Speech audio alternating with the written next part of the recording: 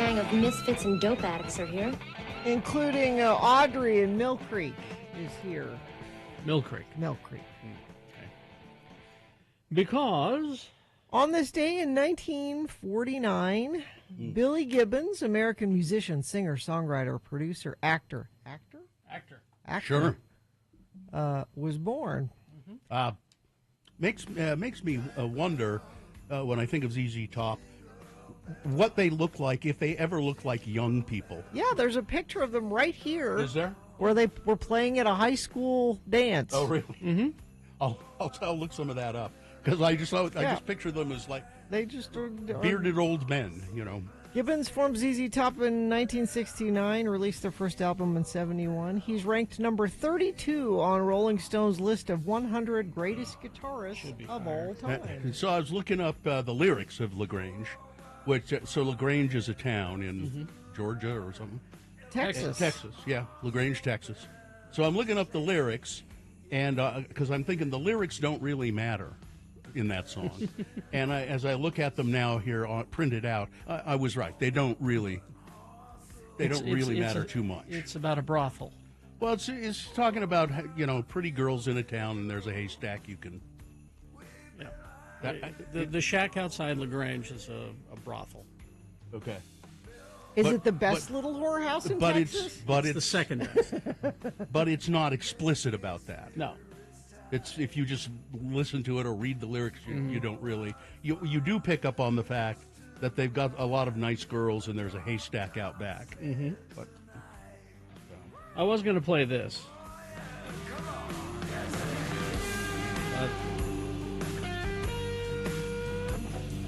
This is Billy Gibbons' Jingle Bell Blues. But Gina said it was the slowest version of Jingle Bells that she has ever heard. I don't mean it's a bad version. I just mean it is kind of slow. As far as getting the show started. Mm-hmm. You know that ZZ Top was sued over LaGrange? The groove of the song is based on the traditional boogie blues rhythm used by John Lee Hooker in Boogie Chillin'. And music publisher Bernard Besman, who worked with John Lee Hooker and was co-credited as a songwriter, filed a lawsuit against ZZ Top, alleging that LaGrange infringed on Boogie Chillin'. A federal judge, however, ruled that Boogie Chillin' is part of the public domain. Oh, really? Yeah. So we could use Boogie Chillin' if we wanted. If we wanted to come up with our own hit. Yeah. Or we could just say we're Boogie Chillin'. It's Radio from Hell. We're Boogie Chillin'. This is John Lee Hooker, right?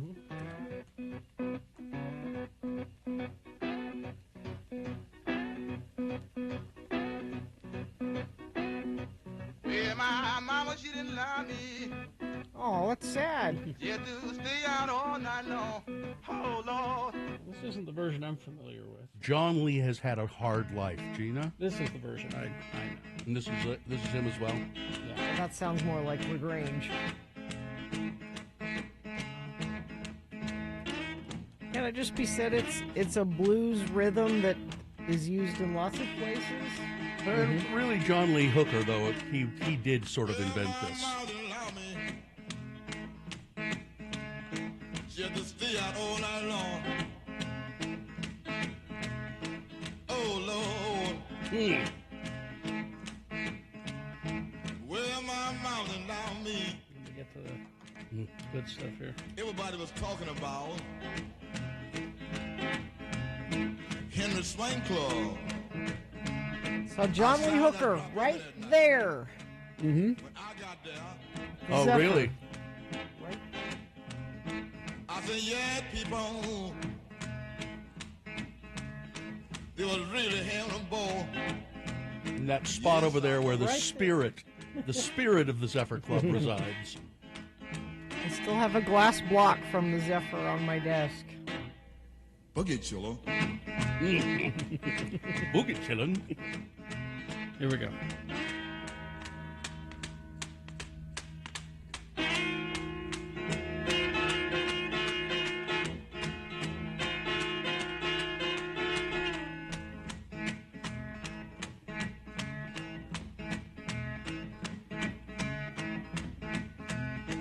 One night I was laying down.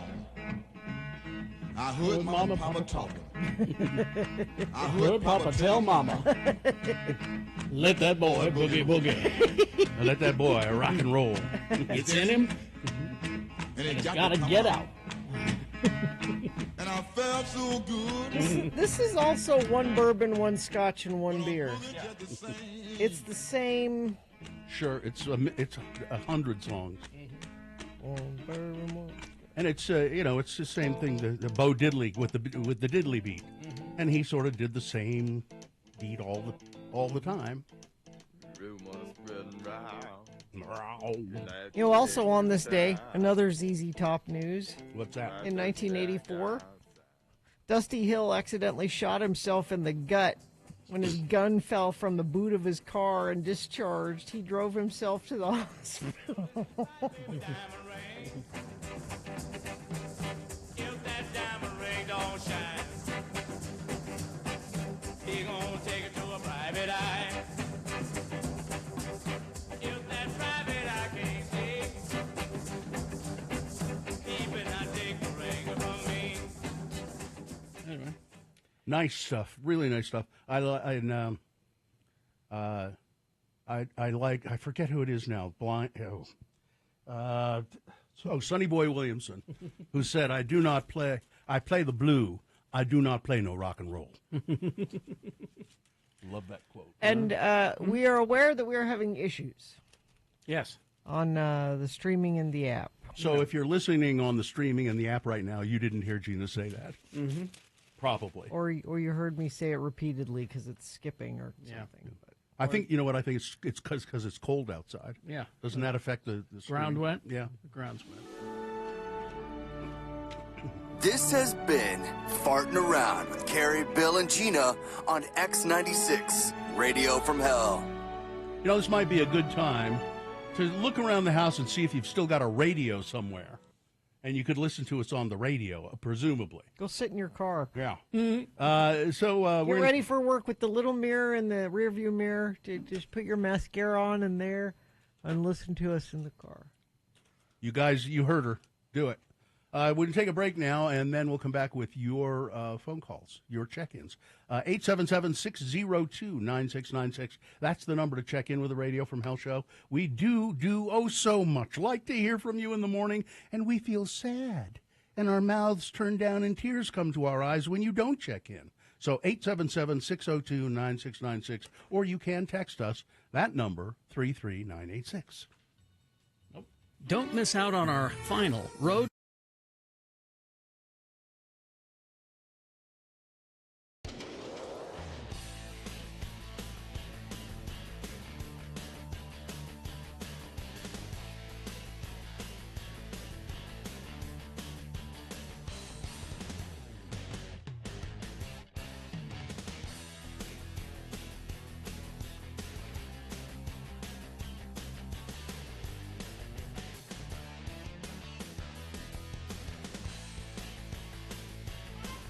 Well, stand by for exciting game show action. All right. As we ready the studio for another thrilling edition of Beat Gina, starring Gina. I'm your announcer, Johnny Ola, with this reminder about Mother's Day giving. Here's a gift that Mother will appreciate 365 days a year. Oh. See Mother's eyes gleam at this labor-saving gift. She'll thank you every day of the year. Okay. It's the K&A Mop Bucket. Ah. The K&A is better because it can't scratch, can't tip over, or leave heat marks. 365 days a year. And this mop bucket is built to last a lifetime. Add years to Mother's life. Give her the world's best mop bucket. The best, The Mom. K&A Mop Bucket. The K&A comes with a 5-year guarantee and is obtainable from all good hardware and department stores. Yeah. And now, he says, absence makes the heart grow fonder is the same thing as saying, how can I miss you if you won't go away? Exactly. Your host, Carrie Jackson. Thank you, Johnny Ola. You're Mop welcome. bucket, huh? Not just any mop bucket, the K&A Mop Bucket. The chat room found a picture of this. Is it a good bucket? Pretty good bucket. Oh, okay. And can't you see Mother's eyes in that picture? Exactly. Gleaming. She's gleaming. With and the sign, the little label on the bucket says, "To Mother with love, from the family." There you go. I look forward to my bucket. Your bucket. Not just any bucket. The K&A K&A mop bucket. Let's see. The randomizer has picked a contestant. Quince is here. Hello, Quince. Hello. Hi, Quince. All right, we're going to toss a coin to see who goes first. It will give you an advantage if you call it correctly. Heads or tails? Heads. All right. It is tails. Gina Barberi goes first. Oh, you're one step further away from winning these Imagine Dragons tickets, Quince. All right. So, Shoot. if she manages to beat you, Quince, what are you prepared to do in Gina's name? I will donate to Ability First. It's an independent living center I used to work for. Oh. They help those with disabilities. Yeah, That's great. very good. They're Very dear good. to my heart. Very good. That's a great cause. All right, Quince, Gina will go first. Pop culture trivia, multiple choice, potpourri, because we have a lot of leftover questions. Okay. And I found a stack of Ron Howard trivia that we haven't gotten to in a long time. So, Well, all right, let's get to, we'll start there, and then we'll move on to the other subjects. Gina, Rance Howard is his father. Yes. Rance changed his last name to Howard when he became an actor. Oh. What was his given last name? Howard is a Hollywood name. Okay. So what was the actual name? Is it 1, Kardashian? Is it 2, Breckenholt? Is it 3, Seaman? Or 4, Hooker? See, this is one where I think Carrie might be tricking me because Breckenholt, what the hell is that? But I'll go with number 2, Breckenholt. Breckenholt. is Oh, correct, okay. yes. yeah, there you go.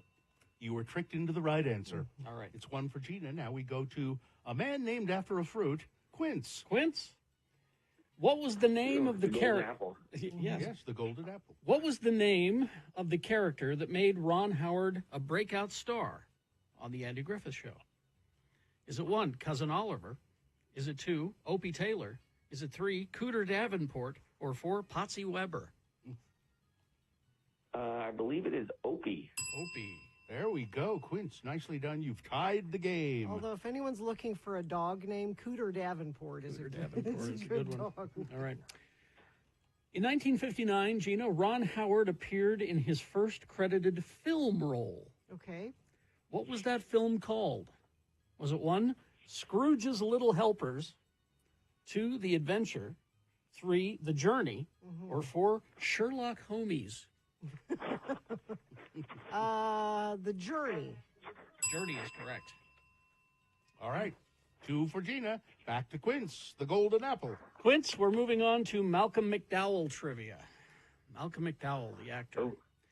And let's see, which film did Malcolm McDowell star in that was selected by the National Film Registry and by the Library of Congress to be residing in both places? What was the film that was chosen? And these are all real Malcolm McDowell projects. Okay. Is it 1, A Clockwork Orange? Is it 2, Time After Time? Is it 3, Metalocalypse, the Doomstar Requiem, a clock opera? Or 4, Captain Simeon and the Space Monkeys? Ooh. As much as I do love the show Captain Simeon and the Space Monkeys, I'm going to go with A Clockwork Orange. Clockwork Orange. That's is it. correct. Yes. You've tied the game, Quince. Now we go back to Gina. If she gets this one correct, she wins the game. Scooby-Doo trivia. Okay. What is the name of the original and first Scooby-Doo series? Okay. Is it 1, Scooby-Doo, Where Are You? Is it 2, Scooby-Doo-Doo? Is it 3, Scooby-Doo, Radiant is the Blood of the Baboon Heart? Or 4, Scooby-Doo, Mystery Incorporated?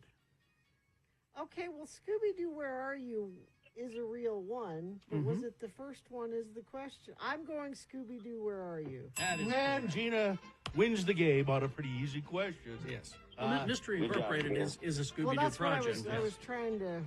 You know, I have a quince tree in my backyard. Oh, nice.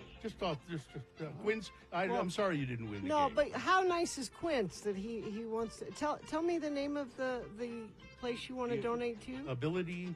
Ability First. Ability First. That's yeah, great. look at how nice Quince is. He's going to donate to Ability Give him the First. So I will tickets. give him the tickets anyway. All right. To see Imagine Dragons October 11th at Utah First Credit Union Amphitheater. Hang on the line, and we'll tell you how to get those tickets. Listen, I've got to go mop some stuff up. Oh, good.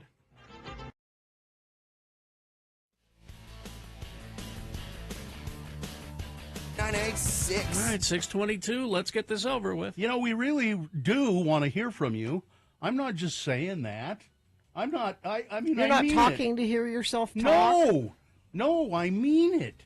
And I don't see that anybody's calling us yet to check in. Well, that Well, makes we're having me sort of sad. we're having app and streaming problems. Maybe we're having phone problems. Could be. 877-602-9696.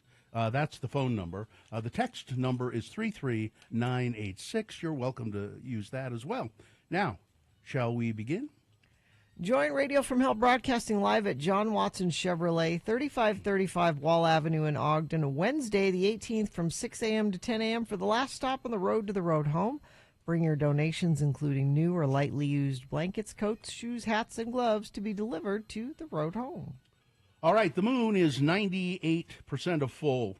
Man, we're driving home from buying a Christmas tree last night, and it was just beautiful. The moon coming up over the mountains, and just so nice. The moon will set today at 9:27 a.m. Today being Monday, it's the 16th day of December in the year of our Lord Jesus Christ, 2024. It's Wreaths Across America Day. It has a simple mission: remember fallen U.S. veterans. People go put wreaths on the graves of veterans. It's Stupid Toy Day, and What's a stupid toy? Mr. Potato Head. When I was a kid, I thought, this is a stupid toy. Beanie Babies, stupid toys. Pet Rocks, Tamagotchi, stupid toys. And it's Underdog Day. Oh. The initial meaning of underdog was the beaten dog in a fight. The underdog myth is also known as the Cinderella story. And it's Underdog Day. Celebrate underdogs. And this is the Underdog Radio from Hell show, starring the underdogs of morning radio. Carrie Jackson, right there. Underdog, if there ever was one. I'm Underdog Bill Allred.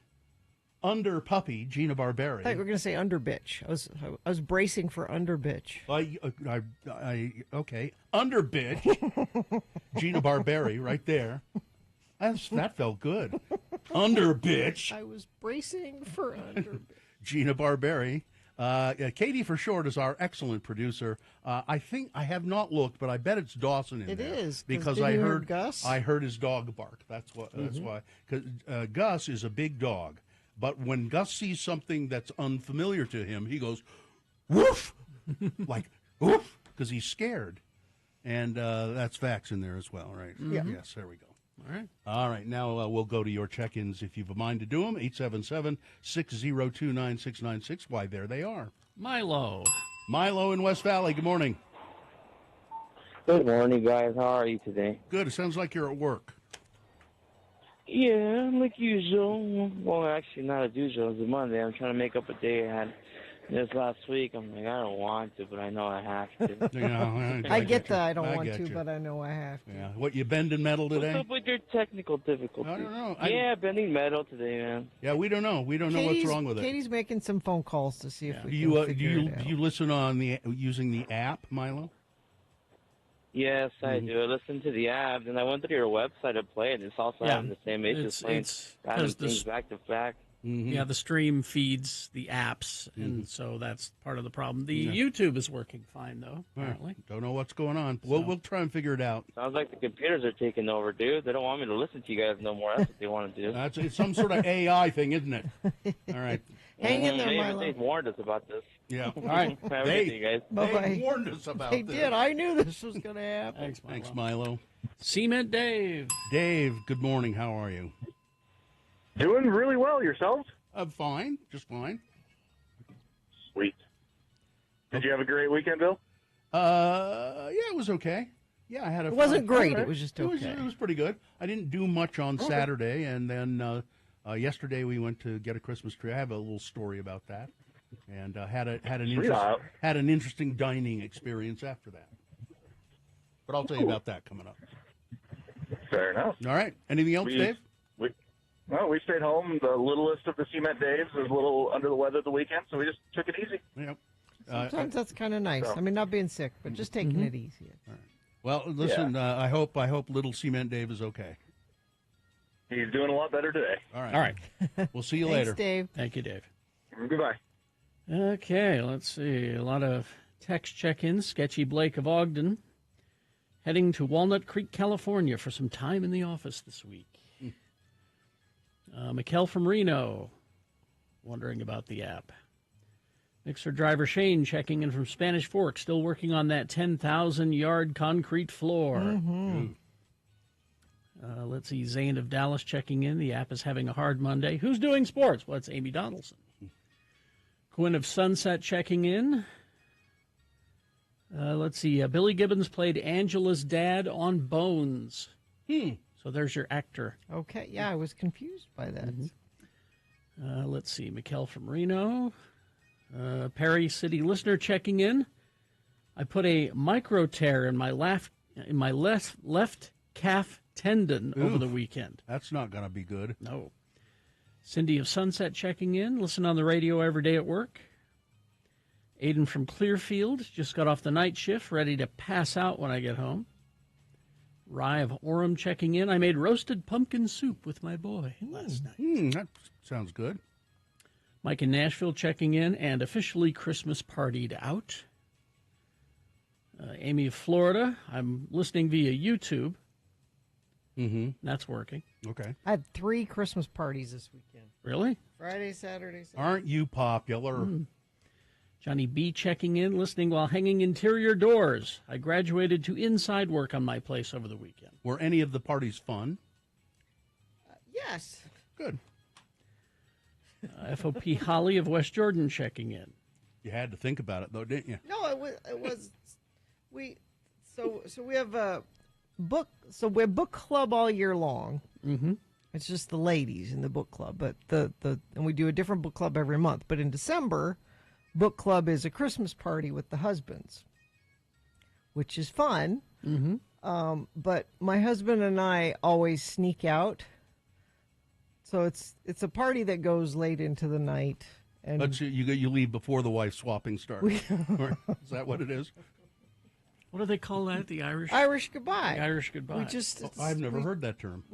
we sneak out. You just sneak out. We sneak out. The Irish goodbye. All right. And I'm in the book club with my sister is in it, and so she every year she's like, "When are you guys sneaking out?" I'm like, "You'll never know. You'll just turn around and we'll be gone."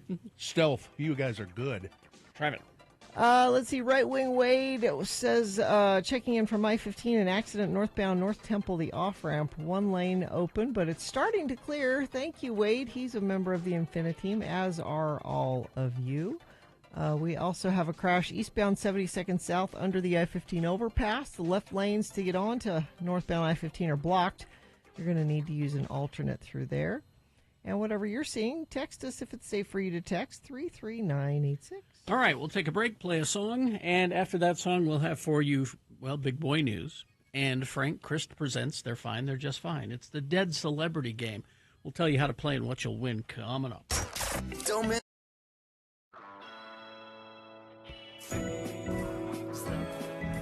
Things that must go on the radio. From Hell Show. These are things that are bugging you, dear friends of the program.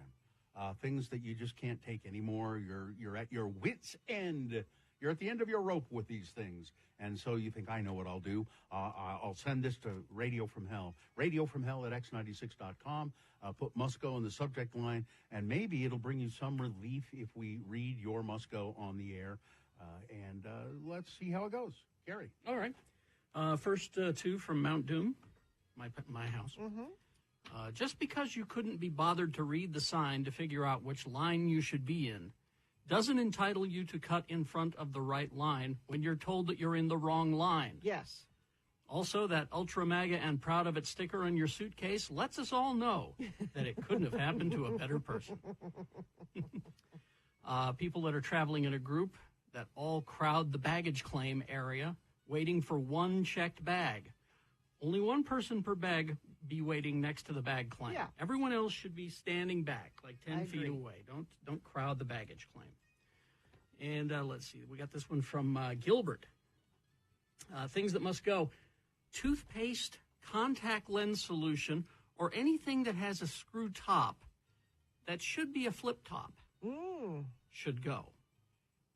I see Now, that. they used to have the flip top toothpaste. Yeah. I remember that. But I guess Gilbert wants that back. There you go. Let's see, this one from Johnny B. People taking loaded carts through self-checkout and express lanes at the grocery store must go. Solution? On the 16th item scanned, an immediate $20 surcharge adds to the bill, and then an additional $1 per item over the 15 items or less. Again, because you can't read a sign. Yes, I want some appreciable negative feedback for people taking their year's supply cart through the express lane. This one from Dr. Timbo. Drivers who pull out in front of you from a side street or other intersection and then go slow. Oh, it happens to me all the time. If they had just waited a few more seconds and let me pass, they could have gone as slow as they wanted because there was no one behind me. Another thing that must go is the lack of hooks in hotel rooms. My wife, Mrs. Dr. Timbo, she'll love that title, used to travel a lot, and invariably there are a few, if any, hooks to hang items from, such as her toiletry bag in the bathroom. This one from, Timbo again. Sent an email earlier about hotels. The other thing that must go are hotel bathrooms that have no shelves or drawers or any place to store your toiletries. Yes. There you go. All right. Let's see. I'll go next. I've got one of my own. People who have tried and keep trying to kill radio, either with a lack of on-air talent or managers who have no understanding of how to manage talent. Yep. That's my thing that must go. Yep. Let's see. This one is from Sid. My name is Sid. Go ahead and use it. All right. The quality of Bill's microphone must go. It's far too good. When he punctuates his sentences by tapping a paper on the desk, Yeah, you do that a lot. or listening becomes an unexpected immersive experience. Love you all, Sid. Well, Sid, there you go. Let's see. This one is from, feel free to use my name if you so choose. It's Michael. Okay. My thing that must go are computer systems that are programmed to greet me with the word howdy when I log in. I'm trying to pay some medical bills, not interact with a virtual cowboy. I prefer to keep my relationship with computer software strictly professional. Michael, I bet you can change that. Yeah. There's a way to change that greeting. And then this one, you may use my name. Good morning, Lords. It's from Zane. Number one, I have a natural gas vehicle. I used to have, or I have to use specific gas pumps. What must go is when the gas pump doesn't work. Yeah. There's not very many options. Get the natural gas. I get to drive newer cars all day, every day. And the turn signal feature where you press the turn signal once and it just goes 3 times. What must go is my much older car that doesn't have that feature. All right. Okay. My much older car windshield needs to be replaced, and I haven't done that yet. That must go. My wife's car not being registered and just sits in our driveway. That must go. Forgetting when it's, Zane, it sounds to me like you're turning into a hillbilly or something. These are all things that you can take care of. Forgetting when it's trash day and recycle day versus just trash pickup. Then my recycle can just sits out on the street all day. Nothing gets picked up. Your neighbors must love you, Zane. Not having the origin story for Frank Christmas go. Oh, someday. Thank you, Lords. Love you tons. God bless Radio from Hell, Zane. Gina? I have a very specific, stupid must go, but it bugs me. Okay, houses that have shutters on either side of their window. Oh, I've mentioned this before. Now, if you live in a hurricane zone, these are actual functioning shutters that you close so to protect the glass. You're talking just decorative. They're just glued on there. Yeah, I'm talking decorative shutters, which is fine, but at least make them the right size that they could potentially close. It's an accent. It's meant as an accent. I don't know why it bothers me so much, these little tiny shutters. It bugs the hell out of me, too. I think you should have actual functioning ones, just in case, Please don't use my name, dear lords and lady. I have only one thing that must go, and it's severely hurt my normally positive outlook on life. That one thing is the banning of I Know Why the Caged Bird Sings by Maya Angelou by the Davis School District. Yep. A highly influential book as part of the civil rights movement. They felt that her rape depicted in the book was pornographic, which makes me wonder, do they know what porn is? Well, It's important for people to know that the books that get banned at the Davis School District are being sent up to district headquarters for disposal. Yes, they destroy the books. They that burn are the books. banned. Thank you for letting well, me hopefully listen. the Beehive Band Bookmobile hears this, and we'll head to Davis and pass that one I'm out. hoping. Well, we're out of time, so I'll save these No, you for can. next. Are you sure? Yeah, go. Let's see. People who say all of a sudden. All of a sudden. It's all of a sudden. All of a sudden. We've went to the store. We've gone to the store. Thank you for that. And finally, this from Chaz. Things that must go when people call in to the Boner Recap segment. When you get that those people didn't listen to the Boners earlier, or even go to the website to try to see who won. They don't know who won. Why are you calling to try to win when you don't know who won the Boner? We make it very easy for you. Thank you, Chaz. Okay, thank you. Things that must go on the radio from Hell Show.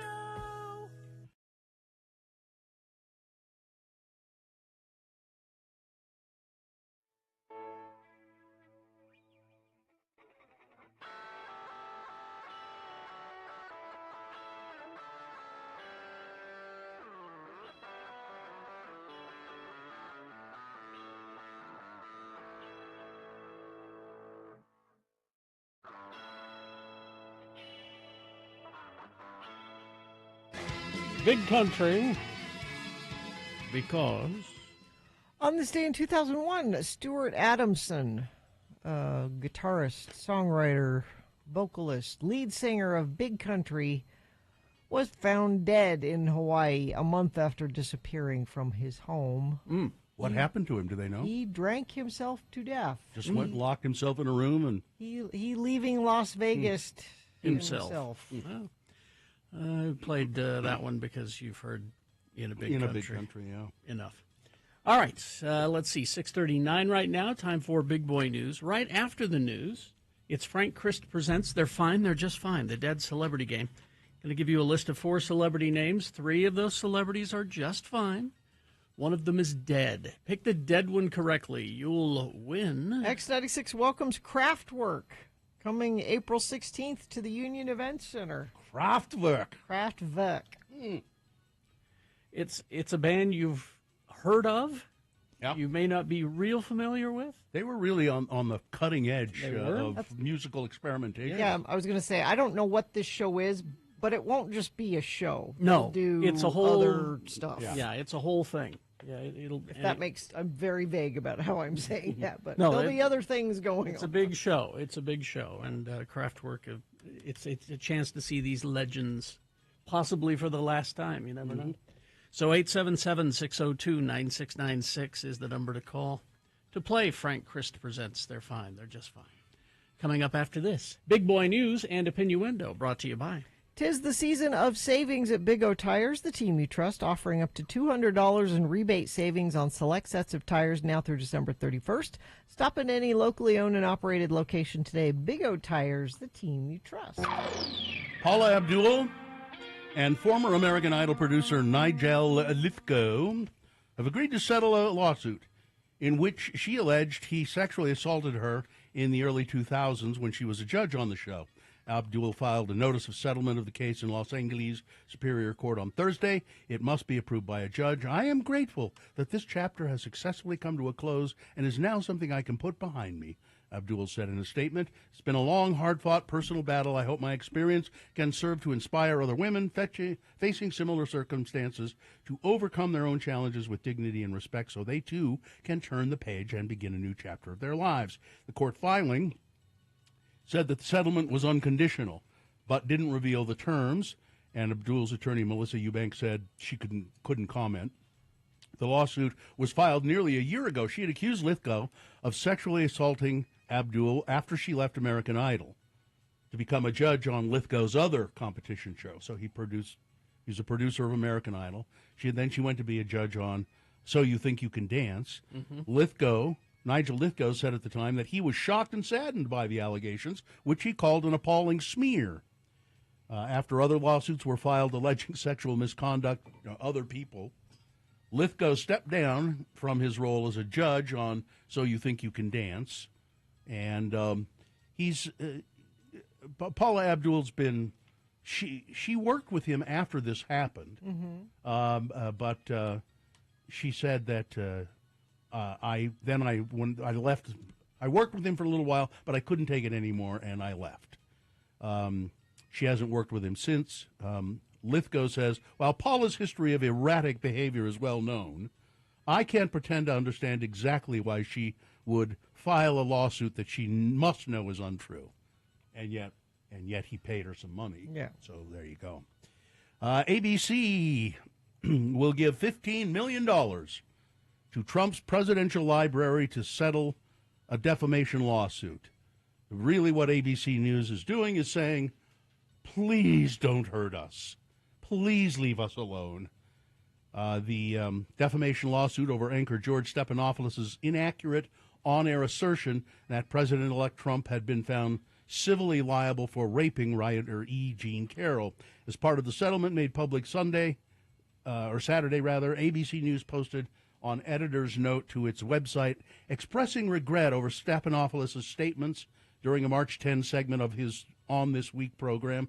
The network will pay a $1 million legal fee also to the law firm of Trump's attorney, Alejandro Brito. The settlement agreement describes ABC's presidential library payment as a charitable contribution. It seems to me like it's more like blackmail. Well, this is obeying in advance. Yeah.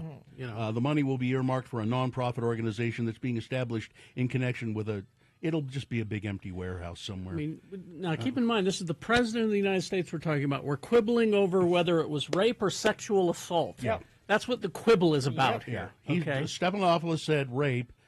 Really what it was a sexual assault he was convicted of. So they're just bowing down, kowtowing. And ABC would have won that lawsuit. I would think. There are several media experts who said that it was open and shut. They would have won. I would think. Police are investigating after a small camera was found inside of a tanning room at a Vasa gym in Kaysville. Whoa. There are two things there that are of note to me. It's bizarre that there's a camera in there, and it's bizarre there's a tanning room. No, there's always tanning rooms at gyms. That's a thing. Kaysville Makes police you look more huge, Bill. Don't you know? Kaysville police said that they were. I don't know, and I'm shocked that you do. Police said that they were told on Wednesday a camera was found at the Kaysville Vasa Fitness Center. The police department said they're investigating and working to identify a suspect. Vasa told Fox News that they sent an email to members of the Kaysville location notifying them of the situation. They said a patron discovered the camera and told staff and then told the police. At Vasa, member and team member safety and privacy is our top priority. We have increased our surveillance of this area and will be conducting more frequent sweeps, not only of the tanning areas, but also locker rooms to help prevent further issues. Well, Gina, I guess you folks up in the Ogden Valley are taking care of each other, right? Yes. Because of the water shortage. Yes. So it's not a water shortage. There's no water. There isn't any. Although late last night they were able to connect a little bit so you can flush your toilet. No. But they have not had we have a well, but my sister lives in town, and they have had zero water. Can't use the bathroom. They've had really. So what's happened is there was a leak between the town's power plant and water storage tank. On Monday, the town realized that the tank storage level was declining faster than they could fill it. What's wrong? Thursday, the tank was at 10%, down from 15%. There must be a leak somewhere. But it wasn't obvious. It's not like it was gushing it was out hard of to somewhere. Find. Police in Huntsville are stepping up for one another. They're facing a water shortage. People, to get drinking water, they have to go to these water stations and fill up jugs. A lot of people are doing it for their elderly neighbors, but they're. But like my sister was saying, she said, I haven't been drinking as much because I don't want to have to pee because I can't. You can't. Yeah. I can't use my toilet. What does she go like? She go through a 6-pack a day or something? No, but just you rethink everything. Like, well, I can't. I don't want to have to get up in the night. I'm not going to eat those prunes, that's for sure. It's been bad, and they haven't fixed it. They have just found a workaround to get people just a little bit of water for basic stuff. Flushing the toilet. Yeah, but they still don't know. They said there have been 4 major leaks in the past 2 months. Wow. They still don't know what the problem is. Every year we have a few little leaks, but this is the worst one. They had to shut down the Shooting Star. Oh, no. Really? Yeah. All right, we're going to go to the crime desk now. Gina Barberi, crime reporter, about a man who killed his wife while they were on vacation. A New Hampshire man's been found guilty of murdering his wife, who was killed, like Bill said, while they were on vacation. Of course, the story doesn't say where they were on vacation. Oh. Dang. Joseph Ferlazzo fatally shot 20-year-old Emily Ferlazzo on October 22nd while they were, here it is, while they were visiting Vermont, there it is, for their 1-year wedding anniversary. Emily's family reported she was missing when he returned from their trip alone. He said they had a fight and she left. Well, maybe they had a fight and she left. He just wasn't clear about how she left. They were staying in their RV. Joseph ultimately confessed to shooting Emily after an argument and dismembered her body. Now, usually when you dismember the body, you dispose of it Try to hide it somewhere, yeah. No, it was just in the bathroom of the camper van, and he drove it home. And he claimed it was in self-defense. I dismembered her in self-defense. Jeez. Guys, really not all Not there. okay. This is bizarre. Dangerous storms across the United States bringing heavy snow, not to here, dangerous ice, and there was a tornado near a mall in Central California. It swept up cars, uprooted trees, and sent several people to the hospital. In San Francisco, authorities issued the first ever tornado warning. Elsewhere, inclement weather plagued areas of the United States with dangerous conditions, including heavy snow in upstate New York, a major ice storm in the Midwest states, and severe weather warnings around Lake Tahoe. But, a tornado near San Francisco? There's video of it. Did you see it? I did not. Yeah. I'll look for it. New Jersey senator says he thinks that the feds know what those drones are over New Jersey, but they're afraid to tell us what they're doing. They don't. Whatever these drones are doing, the government really doesn't want us to know, said Senator John Bramnick. Idiot. Calling on the Department of Defense to come clean with the American public about what's really happening. They're having a meeting today. Yes.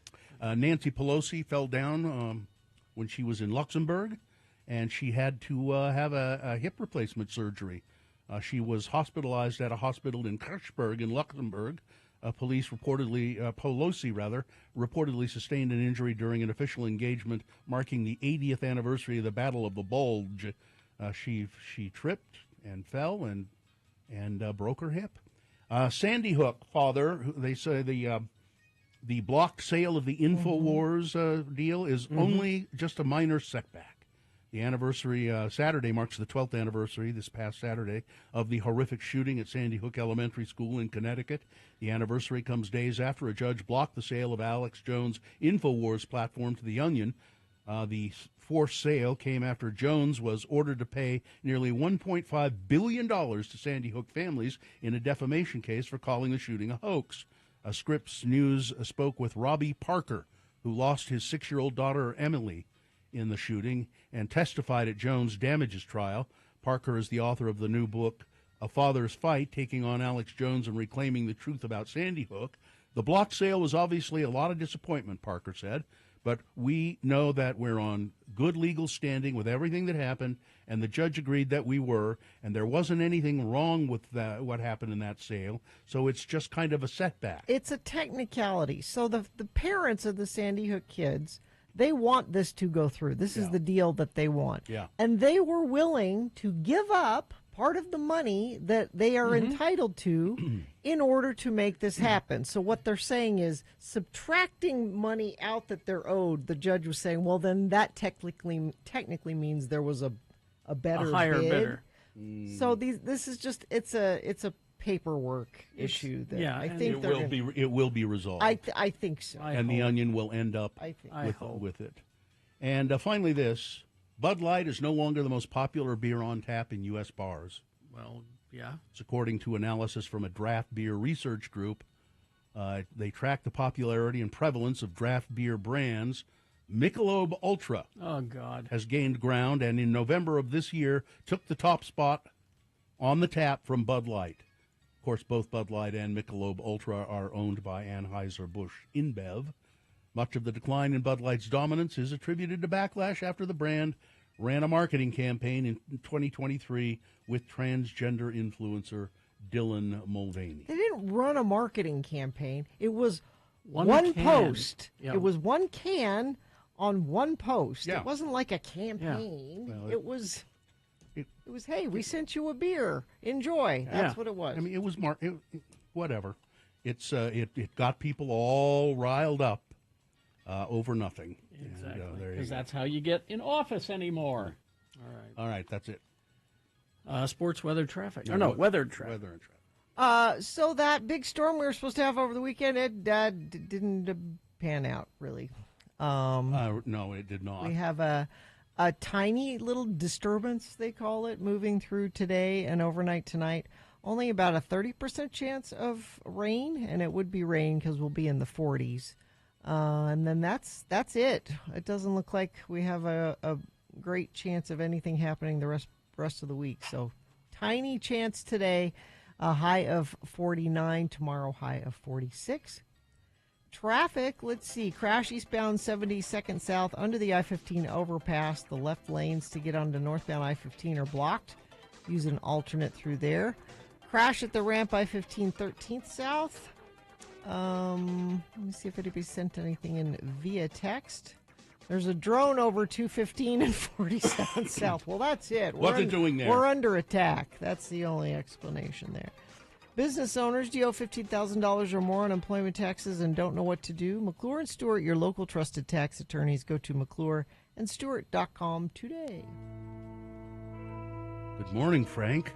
Oh, good morning, everyone. Frank Christ, the Grim Reaper of celebrity souls, has magically appeared in our studio. I didn't see you were busy this weekend. I didn't see there were any tragedies. No, there weren't many. I spent my time flying over New Jersey. I see. Just freaking them out. Just freaking Frank is here. He is the Reaper of the souls of celebrities. And he doesn't like to do that because he loves our precious celebrities. Everything they say and do is right. I know. But Frank, now, please, he doesn't kill these celebrities. No. They have just shuffled off the mortal coil, and Frank goes and claims their souls, and he takes them to what he calls the distribution center. I am merely the vehicle that gets them to their final destination. Well, we play a game with Frank every weekday called Frank Chris Presents. They're fine. They're just fine. He's given me a list, 4 actors, and on this list, 3 of the actors are, as Frank just said. Oh, they're fine. But Just one fine. of them has made the ultimate sacrifice, has given up the ghost, and is dead. And we have a contestant who has to determine who the dead celebrity is. And who do we have? Mike is here. Mike, how are you? Oh, I'm fine, just fine, lords and ladies. That's good to know, Mike. Mike, if you can identify the dead celebrity on this list that Frank has given me, you will win what, Gina? Tickets to see Kraftwerk coming April 16th to the Union Event Center. All right, you ready to go, Right. Mike? Yes. All right. Now, because it is Underdog Day, Frank has given me a list of actors in movies about underdogs. So here we go. Number 1, Jay Thomas began his career in radio before moving on to acting. His notable television work included Mork and Mindy, Cheers, Love and War. He co-starred in Mr. Holland's Opus, and he was the Easter Bunny in the Santa Claus 2 and the Santa Claus 3, The Escape Clause. His underdog movie is called Underdogs.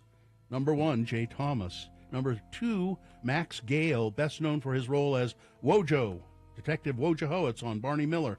He won an Emmy for his role in the soap opera General Hospital. He was in the original stage production of One Flew Over the Cuckoo's Nest. He also guested on a lot of TV shows, Walker, Texas Ranger, Dr. Quinn, Medicine Woman, Streets of San Francisco. His underdog movie, Underdog Kids. Number 2, Max Gale. Number 3 is Jim Broadbent. His early film roles include Time Bandits and Brazil before a breakthrough role in Mike Leigh's Life is Sweet. Other notable film roles, Bullets Over Broadway, Topsy-Turvy, Bridget Jones' Diary, Gangs of New York. He was also in the Harry Potter films and the Chronicles of Narnia. His underdog movie, Eddie the Eagle, about Britain's first competitor in Olympic ski jumping. Number 3, Jim Broadbent. And finally, Paul Dooley. He said that as a boy, he enjoyed listening to comedians on the radio, especially Jimmy Durante. In New York, he was a regular on stage. He was in The Odd Couple on Broadway. He was one of the head writers on The Electric Company. Dooley appeared in 16 Candles, Raggedy Ann, Breaking Away, Runaway Bride. His underdog movie is Breaking Away, that bicycle movie. Number 4, Paul Dooley. Which one of those actors has circled the drain? Well, I'm going to take a stab in the dark and go with Max Gale. No, He's sorry. fine. He's just fine. Wojo is 81, but he's I would still, have thought he's that still too, around. yeah. He's still around, but we'll give you a second chance, Mike. Listen carefully. Is it Jay Thomas, Jim Broadbent, or Paul Dooley? Could it be Jay Thomas? It is Jay Thomas. He died pretty young. In 2017, he was 69. I think, as I remember, he had throat cancer. It was the cancer. Yeah. So there you go, Mike. We believe in second chances here, unlike Frank. Sorry. And so we'll give you those tickets. Hang on the line. Awesome. Thank you. You bet. All right. What have you got going, Frank? Is there someone who's... Someone said I should go check on Dick Van Dyke, but I don't want to frighten him. No. Stay away from Dick until you're called. I'll tell you who really needs to be aggressively checked on is Leslie Stahl. 83 today. She could take a dirt nap. Oh, Lord, yes. Goodbye, everybody. Goodbye. See ya. So crash northbound I-15 45th South, milepost 301. Crash westbound SR 37 39th West, that's in Weber County. Crash eastbound I-80, milepost 136, that's Lambs Canyon. And a crash to I-15 ramp 13th South, the left lane is closed there. Whatever you're seeing, you can let us know. Text it to us, 33986. KXRK Provo, we're going to take a break, and after these messages, it's Amy Donaldson with sports. Stand by. Let's go.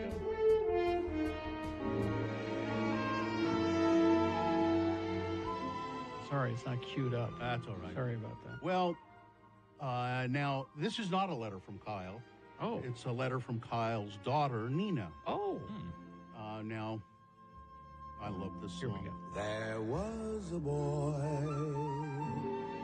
a very strange enchanted boy. That's Kyle Brown. Mm-hmm. Kyle, a longtime friend of the program. As a matter of fact, I believe his last letter sort of recounted his history. He started being on the radio with us when he was just like a high school kid and was with us for a long, long time. We found out that Kyle has ALS, Lou Gehrig's disease, and that's fatal. And he's getting worse, and he can't really talk very much, so he's been sending us letters about what's going on with him. But I opened it up today, and it says it was a letter from Kyle's daughter, Nina.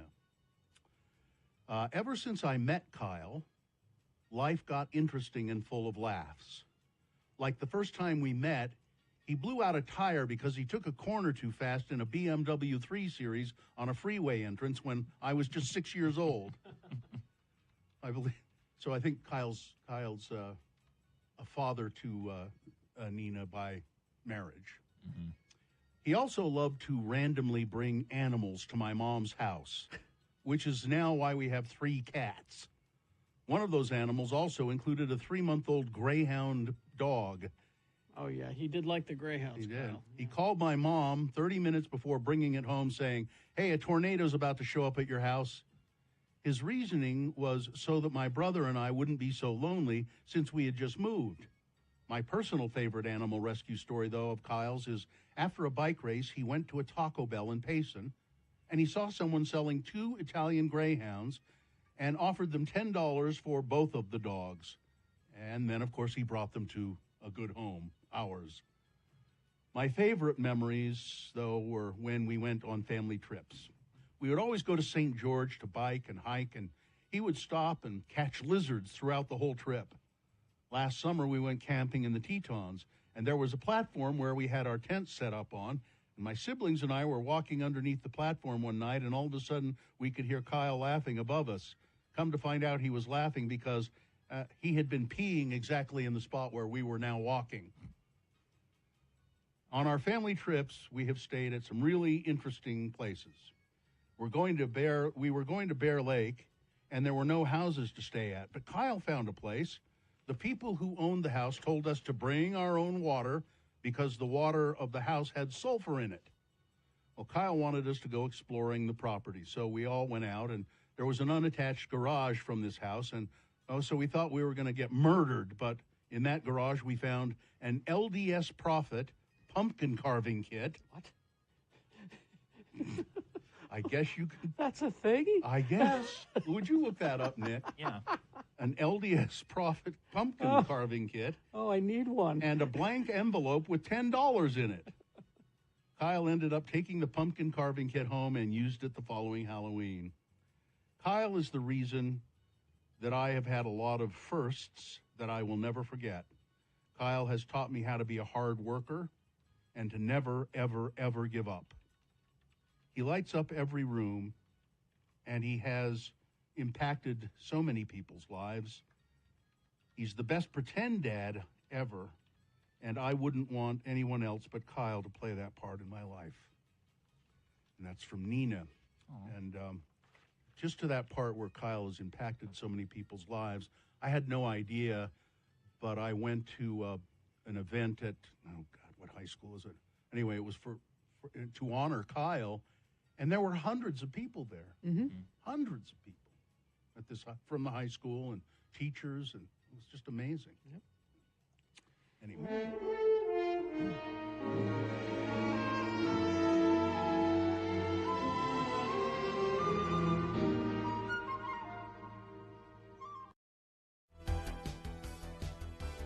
Oh, Rusty in Bluffdale says, thanks a lot, Carrie Jackson. In Bluffdale. Sorry. Just it's public service. It's a public. You don't have to worry about it now. All right. Sports with Amy Donaldson, brought to you by. Is your furnace going to last through the winter? We trust our friends at Larson HVAC and Plumbing. They're quick, convenient, and affordable. They fix what needs fixing. Go to larsonhvac.com/X96. Amy Donaldson Sports. Break. Amy Donaldson Sports Break. She's here to deliver the sports news to us. Amy is a sports reporter, crime reporter, and podcaster. Her podcast right now, is it all wrapped up? Last episode dropped on Friday. Yeah. It was a bonus episode about Deloy Hansen and what is his legacy. So Okay. I haven't listened to that yet, so yeah, I'll give it a listen. Yeah. It's called. I'm sure I'll be hearing about it sometime this week. Yeah. Well, I mean, I think the bottom line for me was, I think people really want to latch onto one thing or another, and it's very difficult to say how to categorize him overall. Like, what is his legacy because he's had an impact. Some of the things that are here and that are happening are because he invested in them. And I think I was lucky enough to get some audio from the Silicon Slopes podcast. They interviewed him in February of last year, and they allowed me to use his audio since he didn't want to do an interview with me. Okay. Yeah. Amy, what's the podcast called? Making of a Moment, the RSL story. Find it anywhere you love podcasts. All right. So what's in sports? So there's lots of sports. Do you want to start NFL or do you want to start college football? It doesn't matter to me. College football. Travis Hunter, he wins the Heisman. Not surprising. He was projected to win. He goes both ways. He does. Plays defense and offense. And every commentator in the world thought they were giving us something new by saying, this is unheard of in modern football. And it's unheard of because you get hurt.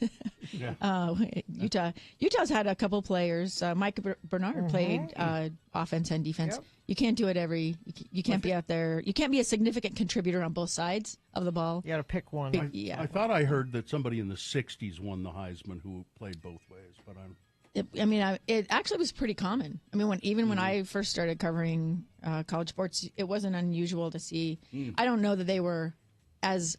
I mean, he is a contributor, like a top contributor on both. Yeah, this nation has such a short memory.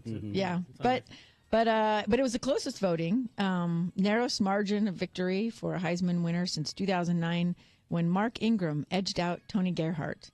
Two people that you know and remember. Yeah, you go listen. You listen. Read the list of Heisman Trophy winners. Not. There are a lot of them that just never went anywhere after college ball. It might not be a thing that you want to win. Like when I was at Penn State, John Cappelletti was a great player on the Nittany Lions when I was there, and he won the Heisman Trophy. Had almost zero pro career. I've always thought it would be interesting to do a podcast where you go like, what happened to these people, and like top awards in any sport. I think he's selling cars in Scranton. So Travis Hunter's dad didn't go to the Heisman Award ceremony, and they said, "Why aren't you going?" And he said, like even him was like, I'll go to the draft, and I'm not going to go to." Well, his girlfriend took some heat. You saw that, right? No, what happened? His girlfriend was caught on camera, of course, because everyone's filming. Just so you know, whenever you're anywhere, someone's filming you, okay?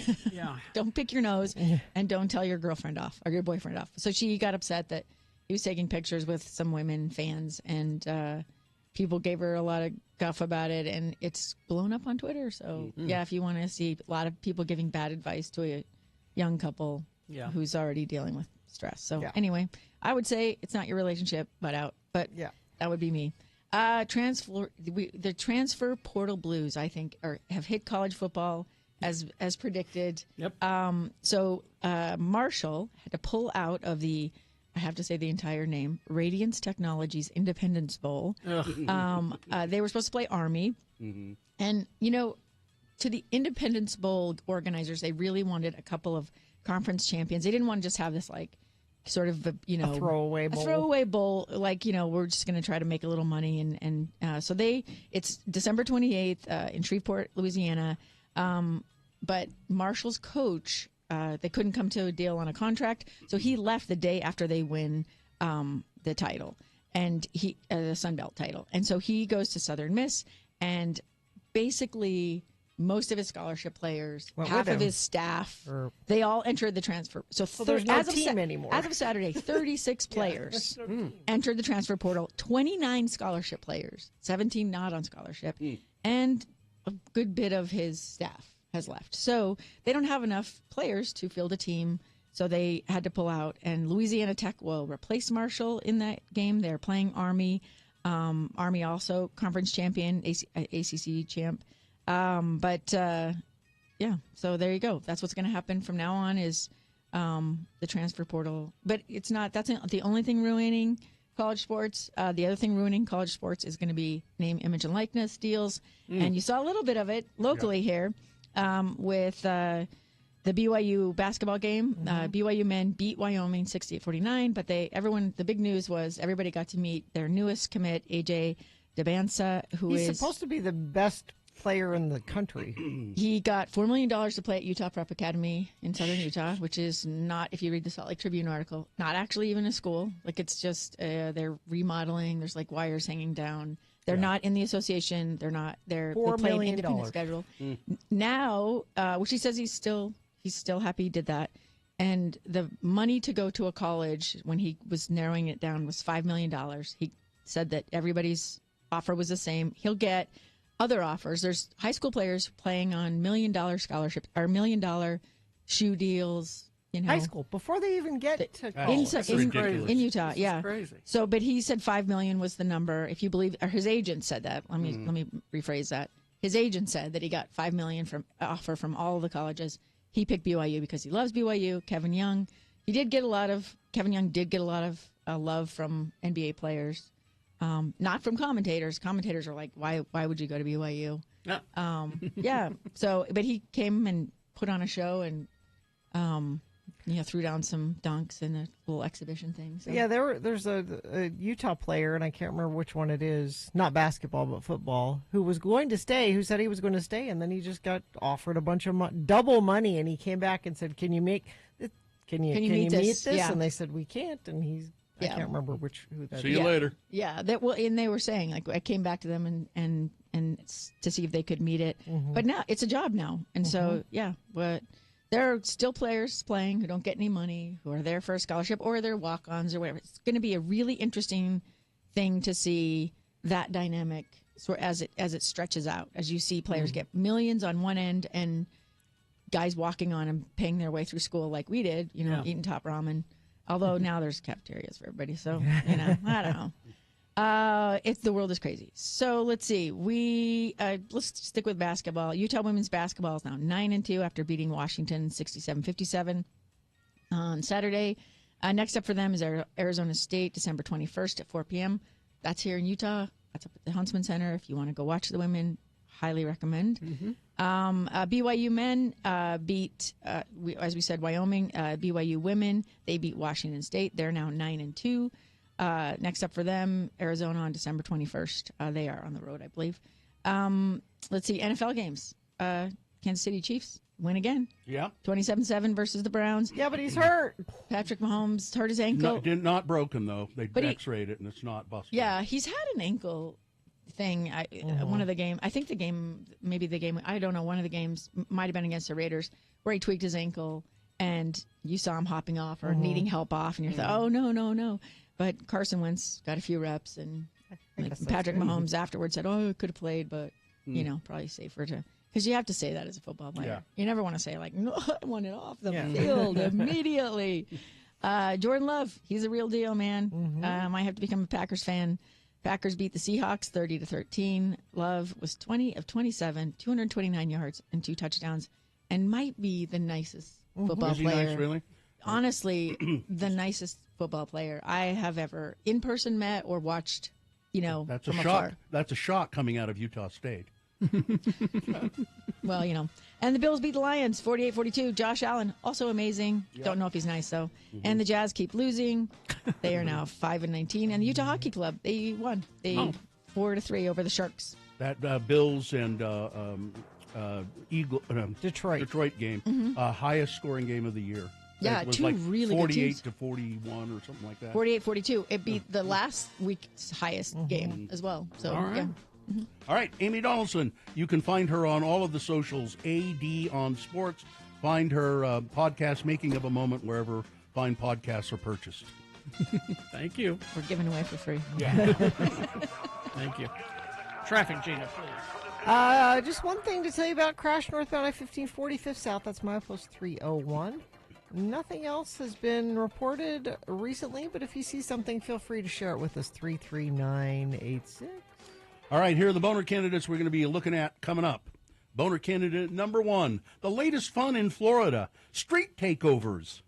Boner candidate number 2, that organization 1 Million Moms, which is more like probably 150 moms, goes after the movie musical Wicked. Oh, of course. And boner candidate number 3, the war against vaccines. All right, we got boner of the day coming up after some messages and a song, along with some big boy news as well. Stand by for all of that. RanLife.com/X96. Have you heard of RanLife? I have, Bill. Tell me more. I thought maybe you had. Local mortgage company, and I bet you can't guess whose mortgage they had.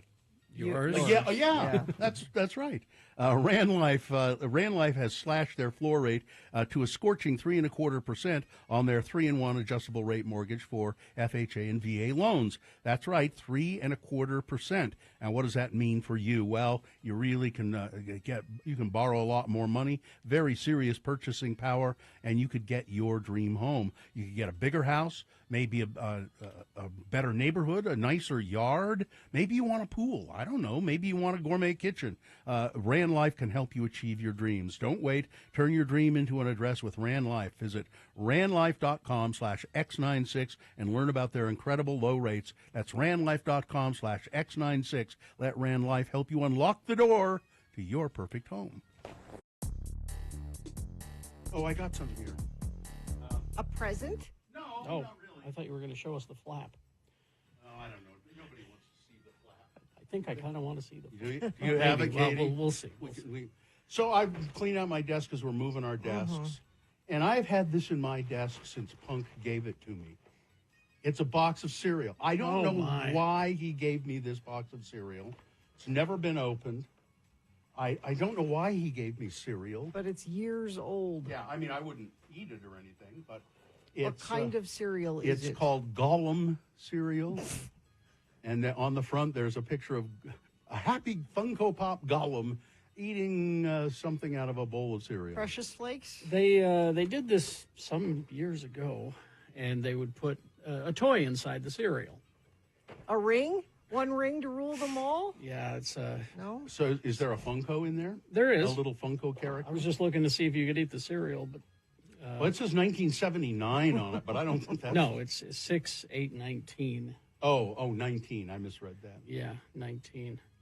2019. So 5 years old. I don't think you should. You don't want to eat that No, cereal. No. Well, I didn't want to eat it to begin with. That's why part of the reason I didn't open it. Toy made in China. Hooray. Let's see. Going through our desks. Should we there's all open kinds it? of stuff. You want to see I this? mean, there's no point in keeping it sealed, is there? I don't think so. No. Yeah.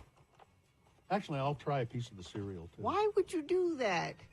You Gina, like I'm going an to Instacare. adventurer. You like going to Instacare. I'm That's an- the thing, right? Gina, that's not gonna do anything. You to don't me. know. There he is. It's a little Gollum toy. You can have it. Thanks. Or we could give it away. And put it back in the cereal and give the whole box of cereal away. We could do that. And then let somebody else go to Instacare. Yeah. No, I mean, it wouldn't hurt you to eat it. It just probably is just stale. It's all sealed. There's no bugs in it. Yeah, it is. It is sealed. Mm-hmm. It's still, the seal is not broken because there's still air in the bag. Yeah, no bugs in it. So yeah, I did have something in my desk at one of our other offices, some open box of some cereal or something, and when I went to move it out of my desk, it was full of ants. Oh, jeez. That's how you get ants. And you shouldn't keep food at your desk. Unless it's sealed up. The only thing I keep at my desk I have a box of like granola bars that are candy bars sealed, and then I have a can of nuts, like a metal can with a lid. I don't think ants are getting in there. No. Yeah. No, they're not. I've started with my cereal at home. I've started taking it out of the bag that it's in here and putting it in a sealable gallon bag and then putting it back in the box because I don't eat it fast enough. Yeah, it dries right out. Or you could put it It's in stale.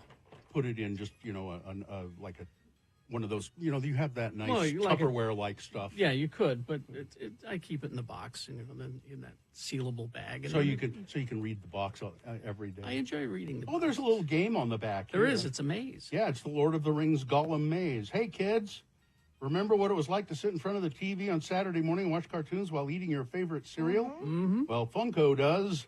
So we're bringing back Saturday morning to kids of all ages with our new sugar-toasted Funkos. That's kind of a terrible name for Funko. Funkos.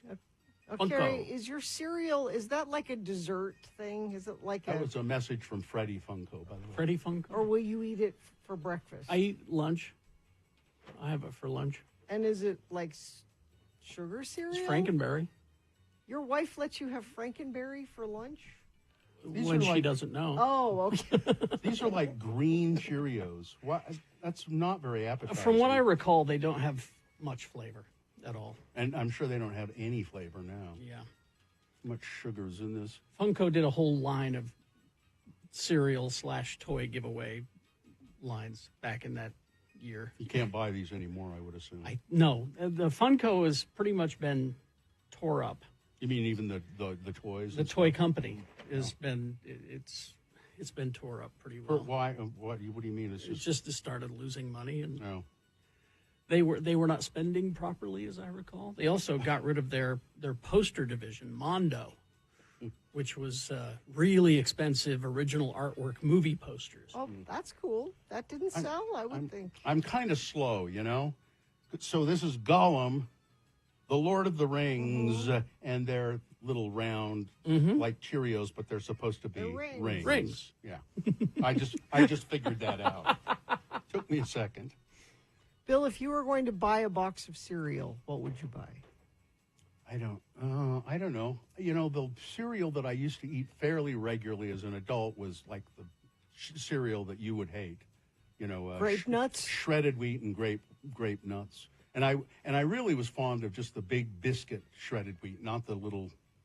But not the frosted mini wheat. Out of all cereals, you wouldn't pick that is the cereal you would pick. If it was a kid's cereal, I was always really fond of and have had in, I don't know, it's been a long time, but I always liked corn pops, sugar corn pops, as we used to call them. For some reason, I always liked corn pops. Oh, they're The yellow ones. Yeah, They're yeah. Yellow. Oh, Yeah. okay, yeah.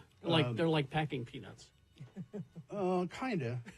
And I liked Cheerios and stuff. And they're like 100 different kinds Oh, of Frost, areas. yeah, Frosted Mini. Excuse me, Cinnamon Toast Crunch. That's the sort of. And there's a whole bunch of different kinds of that now too. Really? There's churros. Yeah. There are all kinds of different ones. Yeah. Now, see, I went online the other day because I wanted to order a box of Quisp. And I usually go to quisp.com. It's gone. Oh, no. This is gone. It takes you to the Quaker Oats website. And they don't make it anymore at all? And it's not on the Quaker Oats website. They're pushing their oatmeals and things like that. But then I found that you could order Quisp, like through Walmart and stuff like that. But I kind of wondered why Punk gave this to me, but then I was just sitting here realizing why he gave it to me. He had a bunch of different boxes of cereal and stuff that he was giving away, and he had this one just sort of left, and he went, "I'll give this to Bill." Bill, like, there's no meaning behind why he gave me this, other than I'll give this to Bill. Now somebody says Pops are delicious. So's Honey Bunches of Oats with almonds. You know what's better than Honey Bunches of Oats with almonds? What? Trader Joe's has a vanilla almond cluster cereal. Ooh, that's better than Honey Bunches of vanilla Oats. almond cluster. Cereal. I don't eat cereal because I don't find it very satisfying. Well, you gotta eat enough of it. You can just keep pouring it till you're full. I don't. But then it doesn't. You don't have leave, to just have one bowl. But it doesn't leave me full. I'll feel full for a little bit, but then If I'm home alone, like everybody's out doing something and we're not having dinner together, I will have bowl of cereal dinner. And I am perfectly happy with that.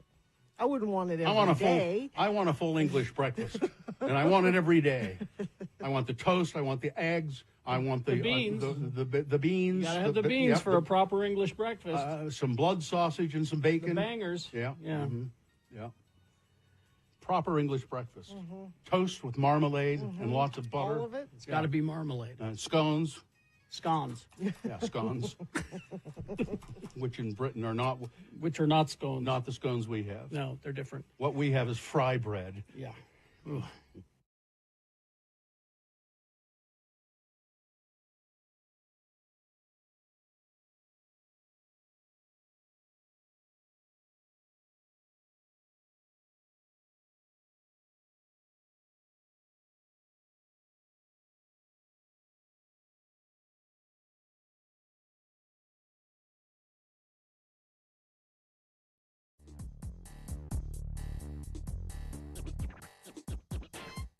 On this day. That's a great song. You got lost in the supermarket? Well, no. Oh. It is Paul Simonon's birthday. Bass player for The Clash. He's 69 today. That's why you picked that. That's why I picked that song. It's got a prominent bass line. That is a great song. Let's see, 7:25. Let's begin with Boner of the Day and some big boy news. Boner of the Day, 3 news stories. These are examples of bad, stupid, or funny human behavior. You will decide with your vote of these 3 candidates which one is the worst, which one should be Boner of the Day for today, December 16, 2024. We'll give you 2 candidates now, a third after the news. Once you've heard all 3, you'll vote. One of you lucky random Boner voters will receive. Can't buy it, gotta win it. You could sponsor it. Yeah. The Radio from Hell Boner t-shirt. You mean like your name here? Yeah. Oh, yeah. Like easily. your business featured on a shirt that we give away every day. That could be. Somebody get a hold of Bobby Flay. He's opening hamburger stands here. Hamburger shops. We'd have him sponsor it. Okay. All right, here's Boner candidate number 1. The latest fun in Florida. They're called street takeovers or intersection takeovers. That sounds great. Oh, it's really fun. According to a new video released by the Orange County Sheriff's Office, a large group of people recently harassed drivers and damaged cars at the intersection of John Young Parkway and Central Florida Parkway. They say that the street takeover happened in November, and investigators are still searching for 30 people in connection with the incident. Some people who work nearby said the area is safe and quiet, and they were surprised by what happened. Video shared by the Orange County Sheriff's Office shows people setting a fire around the intersection, doing donuts, harassing drivers, damaging their cars. According to an incident report, a driver told investigators that they saw a large group stopping traffic, not letting drivers go through the intersection. The individual said that they sat through several light cycles, and when they honked their horn, more than 10 people jumped on top of their Tesla and broke its windshield. Officials with the sheriff's office said reckless driving, street racing, and intersection takeovers are dangerous and illegal, but also acknowledged this type of criminal activity is difficult to address. Since these drivers are mobile, they often flee when law enforcement arrives, and that fleeing makes the streets even more dangerous, said a deputy. There is constant enforcement being done to ticket and or arrest these reckless drivers, but cracking down on these incidents is a priority for the sheriff's department. Apparently, this is happening with some frequency in Florida. It's fun, We'll just take over an intersection because we can. Boner candidate number 1, the latest fun in Florida, street takeovers. Here's boner candidate number 2. 1 Million Moms is going after Wicked.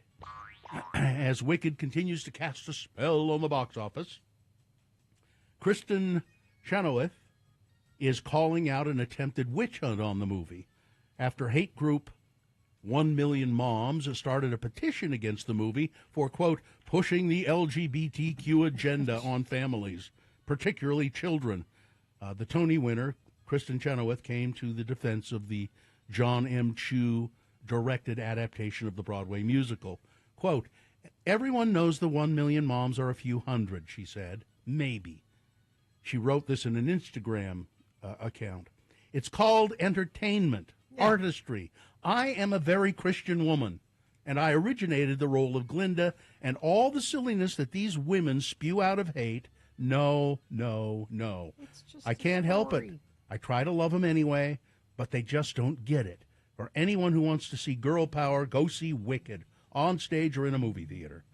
As fan discourse continues to grow around the chemistry between Ariana Grande's Glinda and Cynthia Erivo's Elphaba, author Gregory Maguire recently explained that the chemistry was intentional in his book Wicked, The Life and Times of the Wicked Witch of the West, which inspired the musical and the current movie. It was intentional, and it was modest and restrained and refined in such a way that one could imagine that one of those two young women had felt more than the other and had not wanted to say it, the author But told. nothing happens. It's all a just feeling. It's a relationship. Yeah. Yep. It's Everybody absolutely needs ridiculous. to just grow up and relax. I mean, it's just a story. It's just a story, and it is.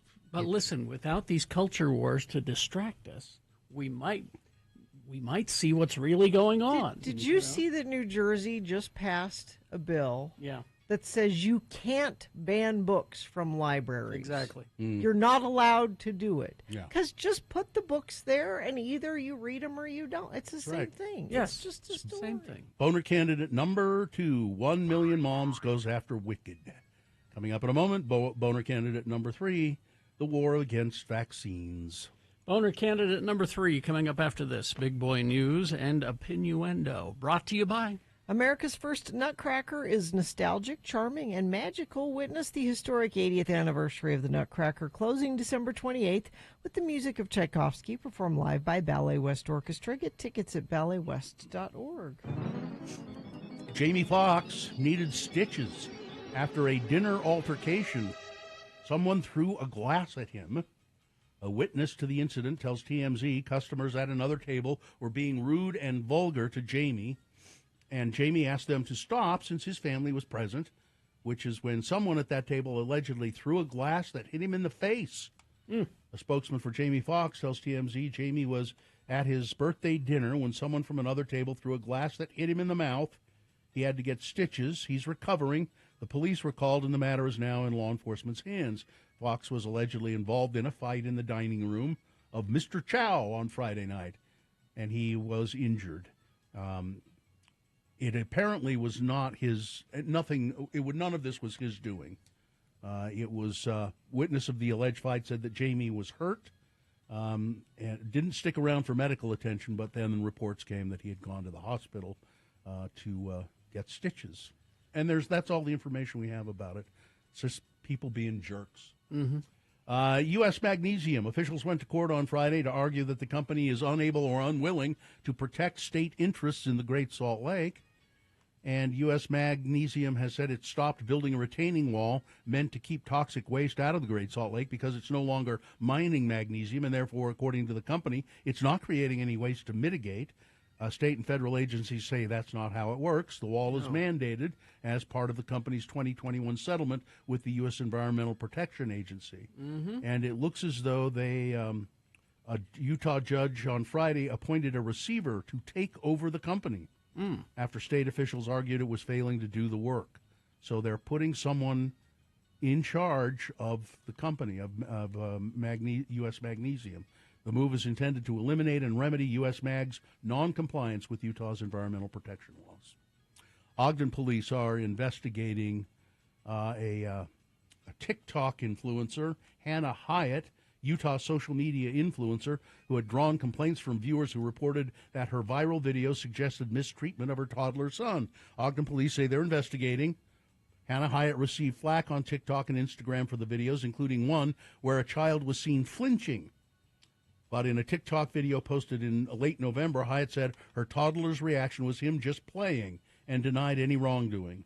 But the police are looking into it because enough people said it looked as though there was something going on there. And there's been it's not just one video. Like the video she got famous for was called 17 Diapers. The reason it was called 17 Diapers is she posted a video about kind of being an overwhelmed new mom, and she walked through her house, and there were dirty diapers all over the house. And she was like, look at, like on tables and the floor. Well, that's disgusting. Yeah. I mean, this is not the first time she's been like... So maybe somebody needs to look into the situation. That's what they're doing. High-profile Democratic attorney Mark Elias blasted ABC News on Saturday after the network settled a defamation lawsuit that was filed by Donald Trump. Elias posted on social media he viewed the settlement as a sign that yet another media outlet was waving the white flag regarding Trump. The network apologized to Trump over comments that George Stephanopoulos had made during a Sunday morning interview with Nancy Mace. Stephanopoulos said numerous times that Trump had been adjudicated of rape while referring to the E. Jean Carroll civil sexual abuse lawsuit, which she won.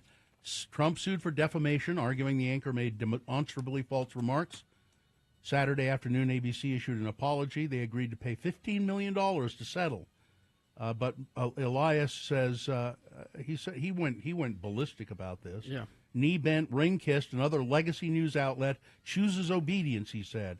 In another post, he says, I bet Bezos, Zuckerberg, and the rest are bummed that they'll now have to match the $15 million payment to Trump in order to keep up with Disney. He said that they could have won that suit easily. Donald Trump. I read this on Sunday. This is just one more. So he's picked this guy to be his Middle East advisor, Massad Boulos. Boulos is Tiffany. His son is married to Tiffany Trump. So Donald Trump has picked Mr. Boulos to be his Middle East advisor. Boulos has been profiled as a tycoon by the world's media, telling a reporter in October that his company is worth billions. Mr. Trump called him a highly respected leader in the business world with extensive experience on the international scene.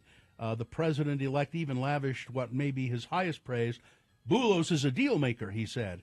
In fact, records show that Mr. Boulos has spent the past 20 years selling trucks and heavy machinery in Nigeria for a company that his father-in-law controls. He is chief executive of the company SCOA Nigeria PLC, which made a profit of less than $66,000 last year. Corporate filings show. There is no indication in corporate documents that Mr. Boulos, who is a Lebanese-American, is a man of any significant wealth at all as a result of his businesses. The truck dealership is valued at about $865,000 at its current share price. Boulos Enterprises, the company he's called his family business, it's owned by an unrelated Boulos family. Now the Boulos Enterprises It's worth a lot of money, but it ain't his family. Not him. It's a different Bulos. But he likes to pretend it's his family. Ugh. Oh, man, what a bunch of grifters. Let's see. How much time do we have here? One more story. How about what? So if you're thinking of buying an electric car, it may soon cost even more because Trump has indicated he's going to eliminate the $7,500 tax credit for electric vehicle purchases.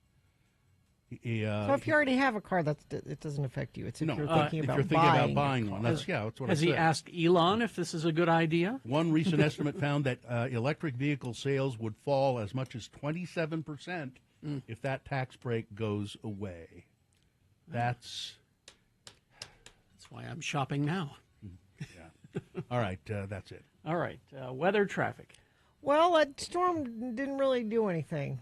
We were hopeful we'd get something out of the weekend. Not much. There's about a 30% chance today, overnight tonight into tomorrow. We could see a little bit, but not a great chance. It is warm. 49 for a high today. 46 tomorrow, overnight lows in the 30s. And this is the only sort of chance we have at a storm this week, it looks like, unfortunately, which means the haze will start building back in. So it's this good news all around, apparently. Traffic, let me refresh this, make sure nothing new has happened. No, things are actually moving pretty well. Have no new accidents to tell you about. UDOT hasn't updated anything in about an hour. But perhaps you see something on the road you think you need to share with us. Folks are also sharing with us that we're having problems with our app. We know that. Thank you. It's not just the app; it's the streaming on the website. It's listening online in general, except for YouTube. YouTube is fine. But try a radio. It's the latest. It's the latest craze. The actual radio. Coming soon, don't miss the return of Lights, Camera, Brunch, our annual film-themed Not Safe for Work podcast with brunch, beers, and more, Sunday, January 26th at Squatters. Space is limited. Buy your tickets at saltlakebrewingco.com/squatters.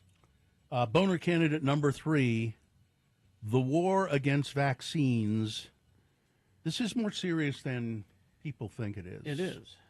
Before a vaccine was developed in the 1950s, polio killed millions of people and left many survivors so weak that they depended on machines to breathe. The last person to require an iron lung, Paul Alexander, died March 13th, 2024 at the age of 78. A sad but heartening reminder that younger generations didn't need iron lungs. Aaron Siri, the attorney for conspiracy theorist and incoming U.S. Secretary of Health and Human Services Secretary RFK Jr., has petitioned to scrap the vaccine.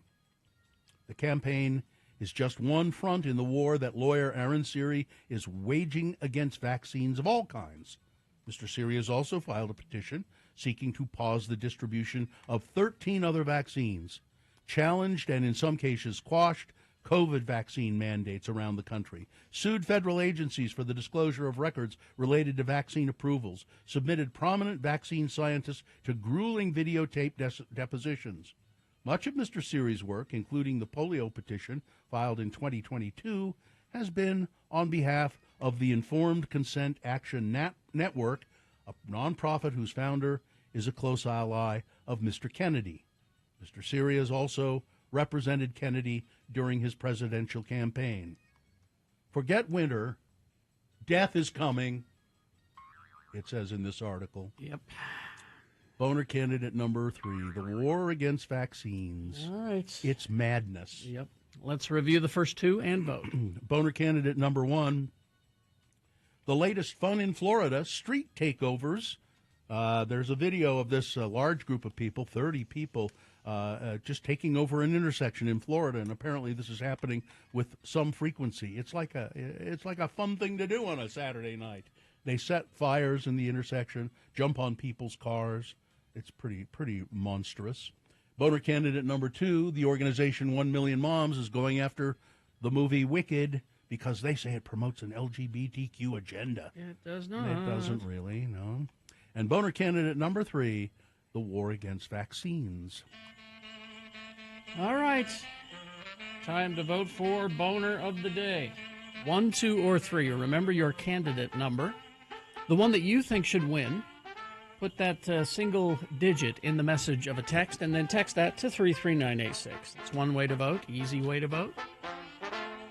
Or you can call Katie in the producer's booth. She will take your live voice vote at 877-602-9696.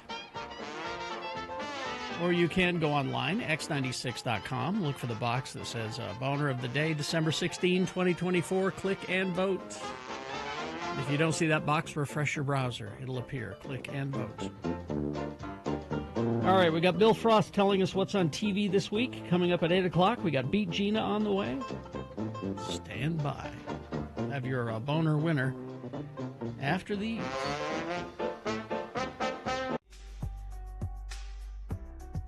Well, it's with a heavy heart that we say goodbye to a trusted and valued employee of the Radio from Hell show. Well, thank you. It's goodbye, but not forever. No, I wouldn't think so. Like maybe for a couple days. It's our intern Dawson, and Dawson has been. This is the second. Dawson re-upped. This is his second. I tried. His second tour of duty. He was an intern some years ago, and then he came back and has been an intern again for how many years now? Between both of it, like 2.5 years. 2.5 years. Yeah, yeah. Enough experience to hopefully do something else one day. Well, I have some exit interview questions for you, Dawson. All right. Now, first of all, what do you think the most important thing you've learned working here? What's the most important thing, or what thing do you love about that you've worked here? What I really love is the editing. Honestly, as geeky as that sounds, I can read every one of your voices almost in the wavelengths. Really? That's kind of cool. Yeah, at this point, I can kind of read the audio. One of the most important things, I think, was to kind of forgive myself. I had a tough time with the first time I left. Why? What was different? Because you're a doofus, that's why. Yes, I was a doofus. I was a young 20-year-old whippersnapper, and wasn't making choices for myself. I thought I was, but I mean, you weren't horrible as an intern then. Well, thank you. But you were kind of a doofus. Yeah. That's a kind way to put it. But you've matured. I would like to think so. Yeah. Here's his second interview question. Did I ever ask you to get me a cup of coffee? And if I had asked you, would you have reported me to HR? Well, you did. I did? When I rode to the road home at the Chevy dealer. Oh, I did. Yep. I did. Yep. Yeah. And so did you report me to HR for it? No, no. Okay. Should you? Well, would you get me a cup of coffee? No, God. Well, then I might. No, you're an intern. Get an intern a cup of coffee. Okay. What will you miss the most about being here? The experience, being able to show you off to the listeners. I think the most fun part about being in production is elevating someone else. I would have thought you said playing with the dog. That I will miss Vax a lot. You'll miss I playing really with will. the dog. He is a great dog. Okay, just about to the end of the interview here, the exit interview. See, this is the fourth question. Chuck Berry's song, My Ding-a-Ling, yes or no? Yes. Oh, I listened to it this morning, and I was singing to it. And finally, this question. This is the question we ask all. There's one more. Oh, this is, yeah. Little Smokies or Little Polskas? Oh, yeah. Smokies. Yeah, the sauce on them, that's the key. Yeah, it is. It is. Oh, that was a tough one. And then finally, you see that door right there? Don't let it hit you in the ass when you leave. That's my favorite part. Right. And while you're out there, get me a cup of coffee. Would you? No. Oh, good. Didn't that feel good to tell him no? It did. Thanks, Dawson. Thank you, Dawson. You really have been a valued employee, but you'll be around as a sort of a utility player. Yeah. Picking up slack where it's needed. Yeah. There's lots of slack. We'll still see you around. As a matter of fact, will you pick up some slack out there? No. Okay. Oh, I like this. Good. Very My good. family will be proud of me. Very good. Standing up for yourself, Dawson. I know. Thank you. It all starts here. Doofus. Now, when you're back next week, you can't say no. Oh, okay. That's right. That's right. Yeah, okay. This is a freebies. You're becoming a utility player now. You're being called in when needed. You can't elevate others when you say no. That's true. All right. Thank you. Thank you all. Thanks, Dawson. Yeah. Okay. And he'll be stepping in to help out while I'm gone. Probably he'll step in fairly often, Yeah. I would think. Yeah. Because I've got more vacations planned. God knows.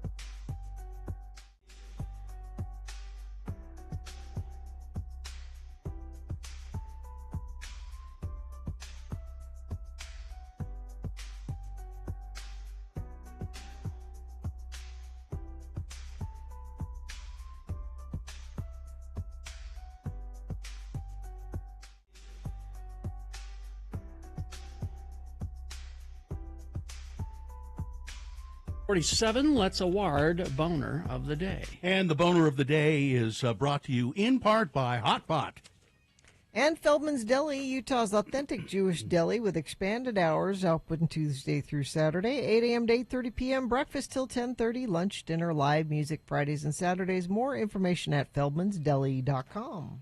Boner candidate number 1, taking over the intersections in Florida, 35 votes. Boner candidate number 2, Million Moms going after Wicked, 47 votes. But the war against vaccines, 180 votes, wins boner of the day. Deservedly so. All right, that's your boner of the day for today, December 16, 2024. So yesterday I got a Christmas tree. And we went to the Robinson Tree Farm. Of course. On 33rd South. It's out there unfortunately, it's by the sewage treatment plant. And occasionally you'll get a little whiff of that. But they're nice people. They have really good trees. The prices of they've gone up this year a lot. But so we're shopping through the trees, and usually we go earlier. It was kind of bare. There were. Well, yeah, they'd sold a lot of them. Most people by now have their tree. Yeah. You're late to the tree party. Yeah, we were quite late this year, but we found a very nice tree, and so as I always have the guy load it up on top of my car and tie it on there with the twine, and he started talking to me a little bit, and it turns out he was a friend of the program. His name is Stuart Ramirez, and he lives out in Tooele. And he's a friend of the program, and he said, did you go to that Robinson place up at the golf course up on 7th? It's a trick. Yeah, I said, no, I didn't fall for that. The first year they were in there, it's been about 5 years or something like that. So this Robinson Family Tree Farm used to be at the Nibley golf course, and the city upped the rent for them to use the space. And so that was too expensive, and this other tree farm is there now, and it's called the Robertson something, but it's close to the same name. If you're not a discerning Christmas tree purchaser, you might not recognize it's a different place. Yeah, they're trying to trick you to believe it's the same one, but it's not. So you and I forget how I found out that we went there, and I don't know. I forget how we found it. We didn't buy a tree there. Where somebody told us, or I think somebody in the parking lot told us. Said, this isn't the Robertson family. They're out on 33rd. The Robinson family. So we've been going there, and they're always really nice. But Stuart Ramirez, he He was worried that we'd gotten tricked by them before. We said, no, Stuart, we didn't. And he really likes the show, and he was very nice. And he bitched about the traffic in Tooele. He said, why do you think it is that we're always getting bad traffic and we can't get in and out of Tooele? Because there's one road. Yeah. There's just one way to get in there. There's an accident, you're stuck. Yeah. Yeah. And then we went to dinner afterwards with the tree still, of course, tied to the top. Oh, did someone steal your tree? No. Okay. We went to Chinatown, there on State Street, that Chinatown place. Mm-hmm. And I think Katie's got a picture of it's the Chengdu Hot Pot and Barbecue. That is such a cool sign. And this place is incredible. Have you been to it, Carrie? I've not been to the restaurant. We go shopping down there, though. Yeah, it's really good. It is it's a set price per person, and you can have barbecue or hot pot or both. And so on your table in the center, there's a grill that you can grill meat on. And we just had the hot pot, and then there are these little places with in front of each plate, like there were 4 at our table, where you get broth. They bring you the broth and put it in the pot, and it stays hot because there's a heater under it. And then you go and pick. Then you tell them what kind of meat you want. And you can get pork belly and beef and other stuff. And they bring that to the table, and it's thin sliced, and you just throw it in the hot pot, and it cooks really quickly. But then you go to this big buffet bar, and there's all kinds of stuff that you can get and bring back and put in your hot pot in the broth. There's crab and shrimp and various all kinds of vegetables, and it's amazing. The variety of stuff that they have. They have a sauce bar where you can go, soy sauce and different kinds of hot sauces. How many kinds of sauces? Well, at least 27. At least 27 sauces. Are they suitable for any meal? I think these are only suitable for hot pot. Oh. And I was just and it's a big place, and we got there pretty early. It's a good thing we did, and it was Sunday, because as we were leaving, there was a line out the door for this place. I had no idea. I mean, I didn't know it was there. And I'd never been to that market there either. Yeah, we go to the market there all the It's time. huge, and it's got everything. I mean, my God, that you just look around and you go, who needs this much stuff? You know what I mean? It's like there's 20 varieties of crackers, and it's sort of overwhelming. I do like a variety of crackers. Oh man, go! You do enjoy a variety. I bet you would go there, Gina, and of the huge variety they have, you would not find one thing that you would like. That's not true. Not one. This looks too strange, you would say, because it's all it's all from. Most of it you can't read what it is. You kind of have to go by the pictures on it and so forth. Well, if you look on the back, there's an English translation sticker. Yeah. But this hot pot place, I'm going to go back, but I'll go early because it's popular, and there were families there with kids, and they you could tell they've been sitting at that table for a long time, just going back and getting more. It's really cool. Not enough turnover. Got to have turnover. Chengdu, I think it's called. Yeah, they're chips. Potato chips. Yeah, they have kind of potato chips at that market. Oh, they have all the Kit Kats that you would like. too. And they have all the Kit Kats. Oh, okay. So, See, yeah. I could find some. Yeah, you could. They have all the various. And I've done the hot pot before. Oh, have you? And we did hot pots with vegetarians who I couldn't share their hot pot. Like I'm just cooking my. Nope, you gotta have your own pot.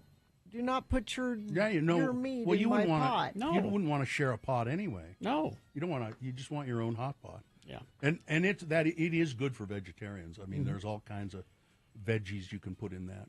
There's a little Korean shop there where we get little to-go stuff that's delicious. But all the Kit Kats and potato chips, you'd be thrilled. I think there are 2 hot pot places there in that Could be. Chinatown. Traffic, Gina. Okay, let's see if there are any hot pots on the road. I don't know what that means. That doesn't mean anything. No, it's not really. Doesn't mean. I mean, I was going for like a pothole thing, but No.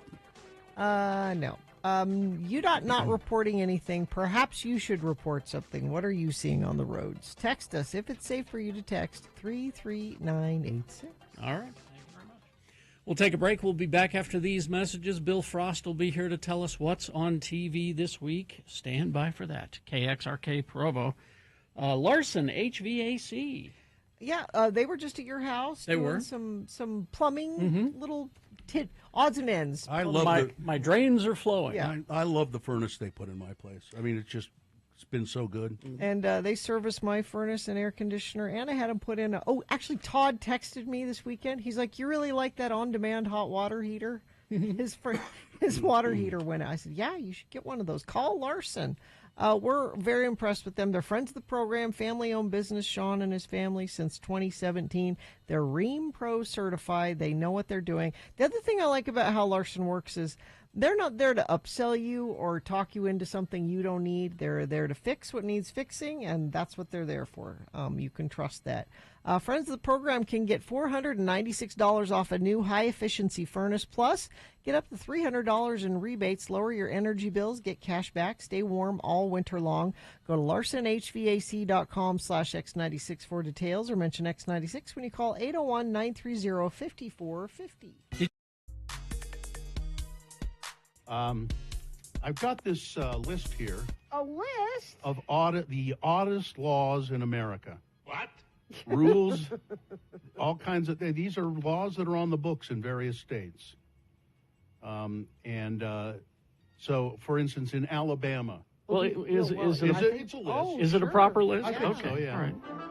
It's Radio from Hell with another list, because people love a good list. X96. This is a law on the books in Alabama. You may not dress as a member of the clergy unless you are one.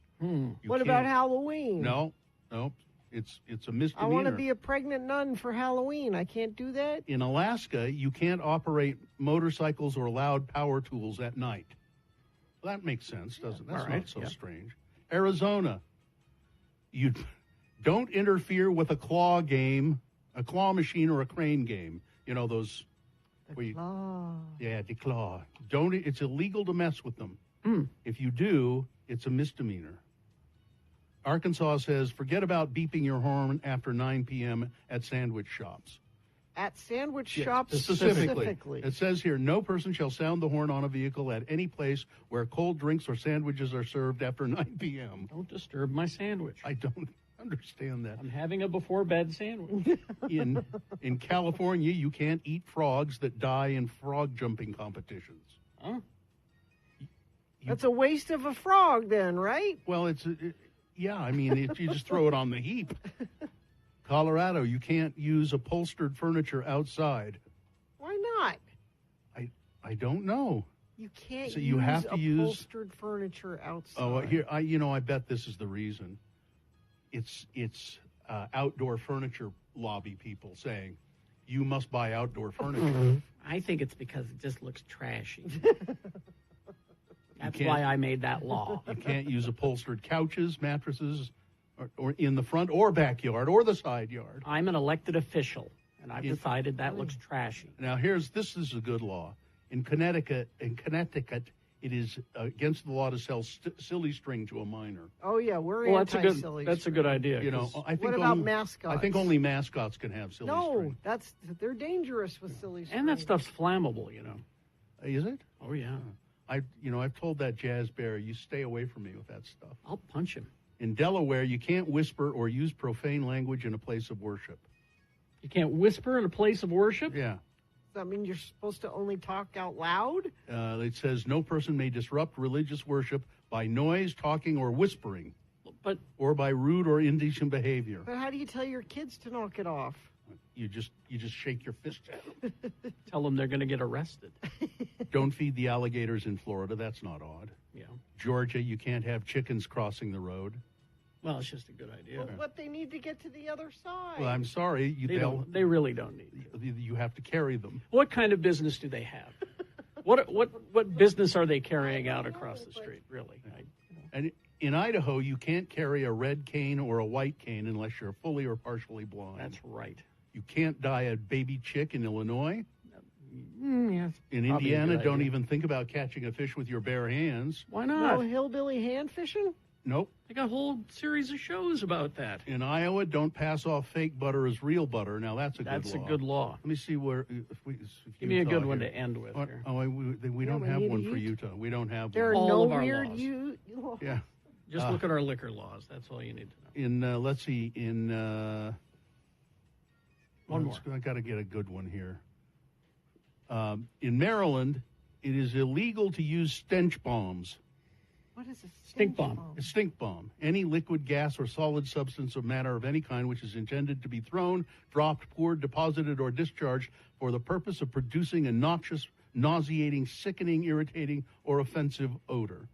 No stink bombs allowed. Somebody did that to me once, so I'm going to make a law about it. Yeah, there you Stop go. it. We hope you'd enjoyed another list with Radio from Hell on X96. I'm an elected official.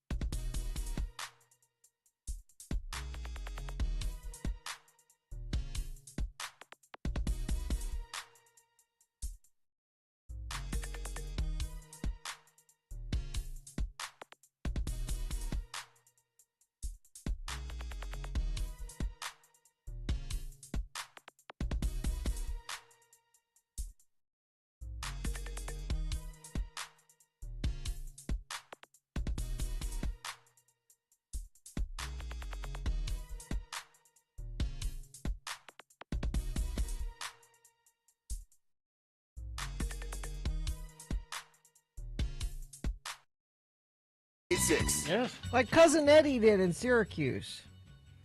Syracuse. I didn't know He you had does- any cousins in He Syracuse. doesn't know why they call it hamburger helper. It does just fine On its own. All right.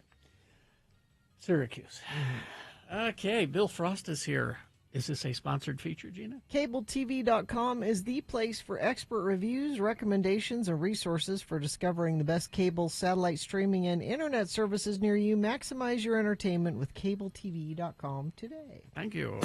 Well, here he is, Bill Frost, fine representative of the Italian-American community. Here to... Not even close. What? No?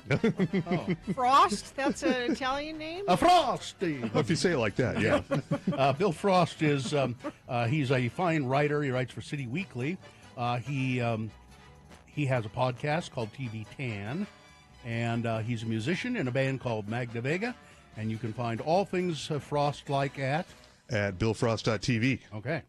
Yeah, I spent the weekend. The archives of TV Tan podcasts, the full archive has not been available for a while. We only had like a few hundred live, but they've now been restored, so you can go all the way back to episode number 1 from 2013 and see how it has not progressed in the slightest. Exactly. Yeah. I thought, wow, this is the same show. Exactly. Yeah. Same week in, week so out. If you were curious how it all started, it's all there now. Okay. And tomorrow on Disney Plus, we have a double holiday episode from The Simpsons. It's called "Oh Come On, All Ye Faithful." Yeah, that's all I know about it. Now, is it new? Or... It is new. Yes. Huh. It's a brand new one, and it's exclusively on Disney Plus. Okay. Yeah, and Ronnie Chang has a new stand-up special on Netflix tomorrow. Love to Hate It, and Ronnie Chang from The Daily Show, and also Interior Chinatown, which he's just he's stealing the show completely on that series. You should watch that. I need to watch that. On Thursday, I don't know what the longevity of this will be. Fast Friends. It's a new trivia show based on Friends. And it's That's it? Just trivia about Friends. That's it, yeah. And it's hosted by Whitney Cummings. That's well, it was all on. it is. It was on long enough. It was on 10 years, to 10 have seasons. this huge trove of trivial stuff. Wow. Okay. I'd say maybe one season for this. Well, now back to the trivia game. That's Pop Culture Jeopardy? Yes. Yeah. It's too hard. Yeah. Is it really? It's too hard. Did you find what I did with it? Uh-huh. That a lot of it I can do, but the internet stuff, like the memes and the... No, even some of the non-internet stuff is You got hard. an example? It's just hard. I can't think of one off the top of my head. We watched an episode and a half, and I went, I can't play along. It's too hard. When where is it being shown? Amazon or Amazon? Yeah, it's on Prime Video. Yeah. Okay. Also on Thursday from Peacock, a new rom-com called Laid, starring Stephanie Hsu from Everything Everywhere All at Once. She plays a young woman whose all of her ex-boyfriends keep mysteriously dying. Like bizarre gardening accident, How you know. convenient. And she's out to figure out why. Why is this happening? This is from the creators of Fresh Off the Boat.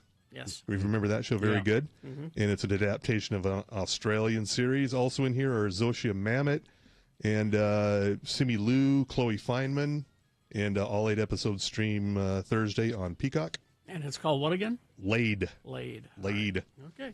Double meaning? Laid and laid to rest. Yes. Mm-hmm. Bill got it right away. Also on Thursday for women of a certain age, Gina, you I'm might know this listening. show. I'm listening. Virgin River, season Yes. 6. What is that? I gave up on it a while ago, Aw. but during the pandemic, I was totally into Yeah, it. yeah. It's about a big city woman who moves to a small town and She's a doctor. She's not just a big city woman. She's a doctor. well, She's yeah, a big city woman doctor. Okay. yeah. So now And she falls in love with the guy that owns the bar, and it's in the mountains, and yeah, So it's sort of northern exposure-y. little bit, yeah. A lot, actually. On Friday on Hulu, Ilana Glazer from Broad City has a new stand-up special called Human Magic, where she expounds on the wonders of new parenthood. Okay. All right. Yeah, I don't remember that at all. Also, from Tyler Perry's first war drama. I don't think War drama. we don't think Okay. we're expecting this, but it looks pretty good because Is it what's her name? it's not Medea Goes to War. No, Medea Goes to War. Medea No. goes to war. no, it's called The 6888. It's starring Kerry Washington, based on the true story of an all-black women's Army Corps battalion during World War II. Really? Yeah. That happened? I guess so. Yeah. Well, this is a story Well, this that is- needs to be told. This is how we'll learn about it. Not in school. Yeah. Is Tyler Perry in it as well, or is I he don't just think so. producing? No. He's a pretty good actor. He, really. he can do well. Yeah, that's a movie. It's not a series. So there you go. On Saturday Night Live, last one of the season, hosted by Martin Short. Yay. I'm and- there. And also a musical guest, Hosier. Okay. Where's he been? Where's he been? Too sweet. He's a huge song. Yeah. No, he's got a hit right now. Oh, okay. I know. Had no Keep up, idea. keep up, Bill Frost. Wasn't he just in town? Yeah, he likes his Well, whiskey neat. Last night there was a big Dua Lipa special on CBS. I and watched a little of I was it. trying to think of one Dua Lipa song. I was like, my goodness. Bill, levitating, Houdini. Come on now. Yeah. It was kind of boring. I tried to watch a little of it. It was Dua Lipa Has at has she put all that unpleasantness behind her? what unpleasantness? Oh, I'm thinking of Lizzo. Never mind.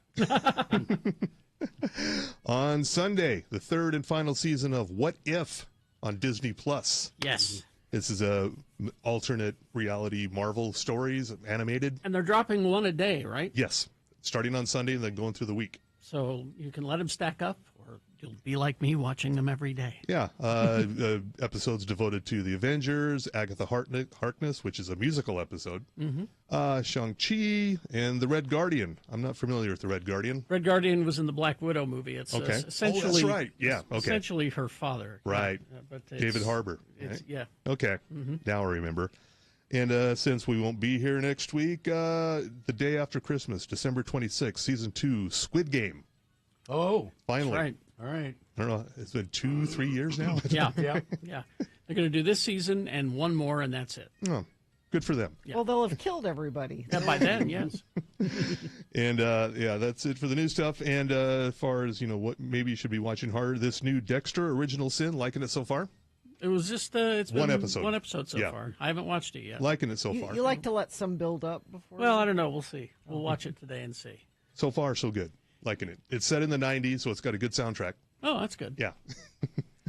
And yeah, also Hysteria on Peacock. Bruce Campbell. Oh, yeah? It's a story. It's set in the 80s, and it's a big satanic panic story. Mhm. And this kid, How is it? his high school rock band decided there's all this satanic panic. Well, let's cash in on this. Mhm. We're going to become we're now a Satan metal band. Mm-hmm. Good idea. It's a comedy. Bruce Campbell playing it very straight. Good. Yeah. It's pretty funny so far. Yeah. We binged over the weekend that Keira Knightley series on Netflix, Black Doves. Oh yeah. Watch it before Christmas because it's a Christmas show. Okay. But it's like an assassin Christmas show? Yeah, it's 8 minutes. 8 minutes. 8 episodes. Sorry, but she's good. Yeah. I keep forgetting what a good actress she is. Yeah. And she plays this undercover spy for this organization called the Black Doves, which don't work for any particular country. Their job is just to get information and sell it to the highest bidder. Okay. And sometimes the highest bidder is bad people.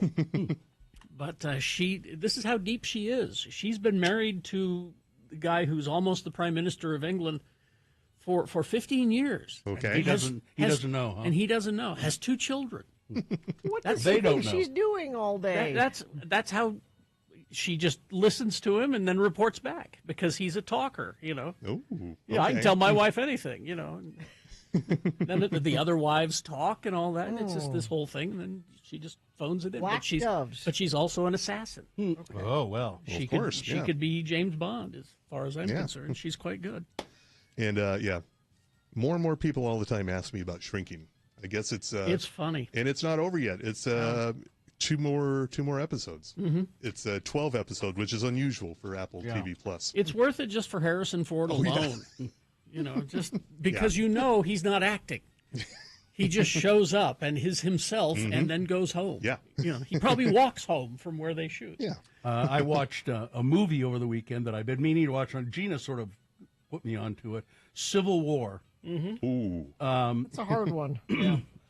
It's good, except that they ruin it with the ending. They just ruin it. The ending is so corny. I couldn't stand it. I couldn't stand it. But it's a lot of it's very gripping. The battle scenes are excellent, and Jesse Plemons in a very He's always good. is in a small role. He's just on screen for a few minutes, and he's just really good. So, It's on Max, right? yeah. Max. All right. Well, is that it? Yes. All right. Well, thank you very much. Bill Frost, everybody. Traffic, Gina. It's a crash off-ramp I-15 at milepost 330. That's Layton Parkway in Davis County. A couple different people texting in about that one. Thank you, Infiniteam, for letting us know what you're seeing. If you see something, please share it with us. 33986. Thank you very much. Let's see. We got Beat Gina coming up after some messages and a song. Beat Gina, easy to play, easy to win the prize. What is the prize? You can't win the prize, Bill Frost. What is it? As much as you're going to want these Toto Christopher Cross Men at Work tickets. Oh man. August 27th. It's Yacht Rock-rific. I bet we can get you in, Bill. Yeah. I'm interested. We'll make a call. But, you get the Toto Christopher Cross Men at Work tickets. I'll show up for Men at Work and leave. I'll go for the whole damn thing, Carrie. Get those tickets at 877-602-9696 by playing Beat Gina coming up after these messages. Stand by. Don't miss. I mean, I have one. I don't know if you have one, Bill. What? Do you like my... I'm not going to show you mine. Oh. I mean, I've got, one of those things. One of these things? It's Radio from Hell with another list, because people love a good list. X96. I thought you were referring to something else. No. I have 13 things bartenders wish they could say to customers, from drink tips to bar etiquette. Okay. Okay. Number 1, please don't order vodka. Why? It says, because beer, you're okay, but vodka, people drink too much of it and don't realize they're drunk and misbehave. So they don't want you. That's just so. What? That's dumb. Use cash to pay for a single drink. Running credit cards is more time-consuming than a cash transaction, and a tiny tip from one drink is not worth my extra time. If you're just having one drink, pay cash. Order mixed drinks with caution. This is interesting. Caution. Almost no restaurants or bars clean their ice machines as regularly as they're supposed to. Lovely. I'd like a whiskey sour with a shot of caution, please. The next one is, I'm a person. Please treat me like one. I'm not a servant. I'm not a potential date. Please don't take advantage of the fact that I have to treat you in a professional manner. This is my place of employment, not your house. You are a guest here. So I don't think it's very. Listen. You're whining about don't telling me not to order vodka. They'll treat you like you're the employee you are. Be nice to your bartender. Order everything at once. Don't have me make a margarita, then order your buddy a beer only to realize that, we have another margarita too. Tell me, because once they start mixing it, if they knew they were going to have two margaritas, they'd mix two in the share. These bartenders are taking all the fun out of drinking. Bill, you should be nice to bartenders. They provide a valuable service. I provide a valuable service by drinking. Let's see. I see you, and I'll get to you the second I can. I'm sure you will. I know you've been waiting. If I haven't taken your order, it's for a good reason. Is me waving this $20 bill in the air sweetening the pot any? Wait, just like everyone. Everyone wants their drink right now, and it takes time to mix them, especially if they're craft cocktails, and they take the time and This your is drink. a whiny bartender. Stop hitting on your bartender. The bartender does not want to date you, Bill. I don't do that. No? No. I hit on the cocktail waitress. They don't want to date you either. No. I had somebody tell me once, seriously, he was in the process of getting a divorce, and he said to me, Bill, never marry your cocktail waitress. That never results in a 50-year marriage. It just didn't work out. Put your laptop away. You're not fooling anyone. Stop trying to, quote unquote, work at the bar. You are a functional alcoholic. Cram your drinking in now and go. This bartender's a jerk. Have your laptop at the bar. And listen, you can do what I'm paying good money for this drink. I can work at the bar if I want. Money talks. Time is money, and your bar stool is real estate. Meaning, if you're going to have one drink and sit there forever and ever and ever and ever and ever, now get out of the way and give someone else a chance. I'm having one drink and getting out of here because you're the most unpleasant bartender I've ever been around. It says, don't get annoyed when people order over you if you're sitting at a bar stool. Again, you're at expensive real estate. The bar is a place for transaction, not private dining. Rules. That girl will not go home with you just because you bought her a $9 shot. Want to bet? Some people will buy loads of expensive shots when out in groups when they're trying to look flashy, but you look stupid when you order expensive shots. And no, she's not going to go home with you. No. You're overpaying for super expensive cocktails. Yeah. You're paying about 400% more than the cost of ingredients to have your drink made. However, This is why I don't go to bars. I drink at home. but when you go to a bar, getting a craft cocktail where they have the very specific ice and the hand muddled herbs and the fresh squeezed juice, that is worth it, I think, going out and getting a really well-made, good ingredient mixed. The way I do it is I call on the phone and I order the drink and I say, I'll be there in 10 minutes. I want it waiting at the edge of the bar. I'll be there in 10 minutes. This says, I'm judging you on your drink order. I was always fearful of that one. You can tell what type of person is by their drink order. If you're in a bar with tons of people and it's loud and you order something complicated, you're just being a jerk. Gin and tonic. That's, but if you order something very... But don't order vodka and tonic. I always maintain that vodka is really, it's the alcohol for people who don't like the taste of alcohol. I think so, too. And Carrie loves it. Yeah, he does. Because he doesn't like the taste of alcohol. That's his preferred. You put it. The only way that I like vodka is just straight, ice cold and straight. We have one bottle of vodka in our house that we have had for I don't know how long. And it's there for if we have somebody over and they're vodka drinker, but we never drink it. The last time I had vodka is when I had that watermelon and basil infused vodka from Jimmy. That was good. That's like the last vodka that I've been drinking. My sister one time gave me, it was really cool. It was a glass bowl you put ice in, and then these glass test tubes that you would fill with vodka and then stick them in the bowl of ice and just drink these cold shots out of these like little test tubes. Yeah. Somebody texted and they said, what about things customers want to say to the bartenders, like spending 20 minutes watching servers take Snapchat videos behind the bar? Yes. Anything else? Is that it? That was the last of the list. We hope you'd enjoyed another list with Radio from Hell on X96. Well, now I'd like a cocktail. I appreciate our bartenders, and I think if Jimmy Santangelo were here, he would have some. Maybe we can ask him about that. He'll be here tomorrow. Christmas. All right. Beat Gina, brought to you by X96 welcomes Toto with Christopher Cross and Men at Work August 27th at the Utah First Credit Union Amphitheater. I'll be there. You bet you will.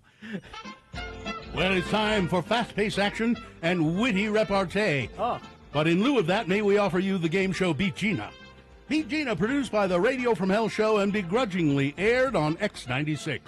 I'm Beat Gina announcer Johnny O, and before we get to today's game, let me have a word with the ladies in the audience, if there are any. All right. Are you embarrassed to appear in public because of hair on your face? Ooh. Unwanted hair ruins your appearance. Uh-oh. It spoils your happiness, mars your femininity, wastes your time, and robs you of self-confidence.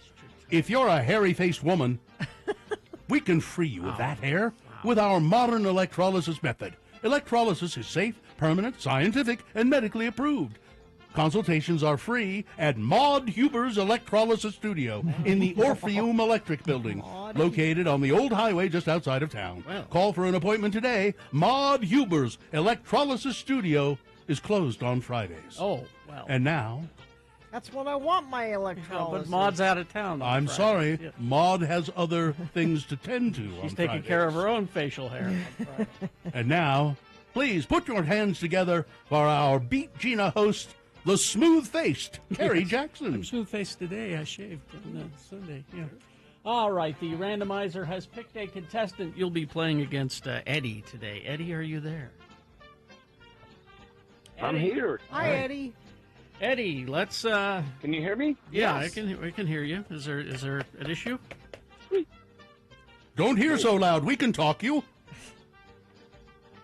Eddie? I think there's a slight delay. I'm here. Okay, all right. Let's toss the coin app to see who goes first. It will give you an advantage in the game. You call it heads or tails.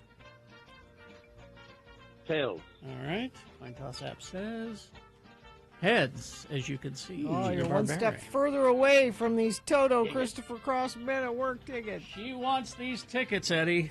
You got to fight her for them. All right, so the first question is for Gina to answer exclusively. It's multiple choice pop culture trivia. If she gets it correct, she gets the point, Eddie. If not, I hope you were paying attention because I'll ask you the same question. If you answer it correctly, you'll steal her point away. And we'll go back and forth till one of you gets 3 points. All right, here we go. First question, some Pulp Fiction trivia. Pulp Fiction trivia for the first question. Gina, what was the last word from the Bible verse that Jules quotes before he kills Brett? Famous Sam Jackson speech. All right. Is it 1, Baldy? Is it 2, thee? Is it 3, 5 golden hemorrhoids? Or 4, vengeance? The. D is correct. There you go. There's a point for Gina. Now we go to Eddie. Eddie, X-Files trivia. X-Files trivia. A memorable bad guy from the first season was Eugene Toombs, who appeared in 2 episodes. When Mulder and Scully had their final confrontation with him, how did he die? Is it 1, a UFO landed on him, 2, a really big paper shredder, 3, crushed to death, or 4, shot in the face by Elmer Fudd?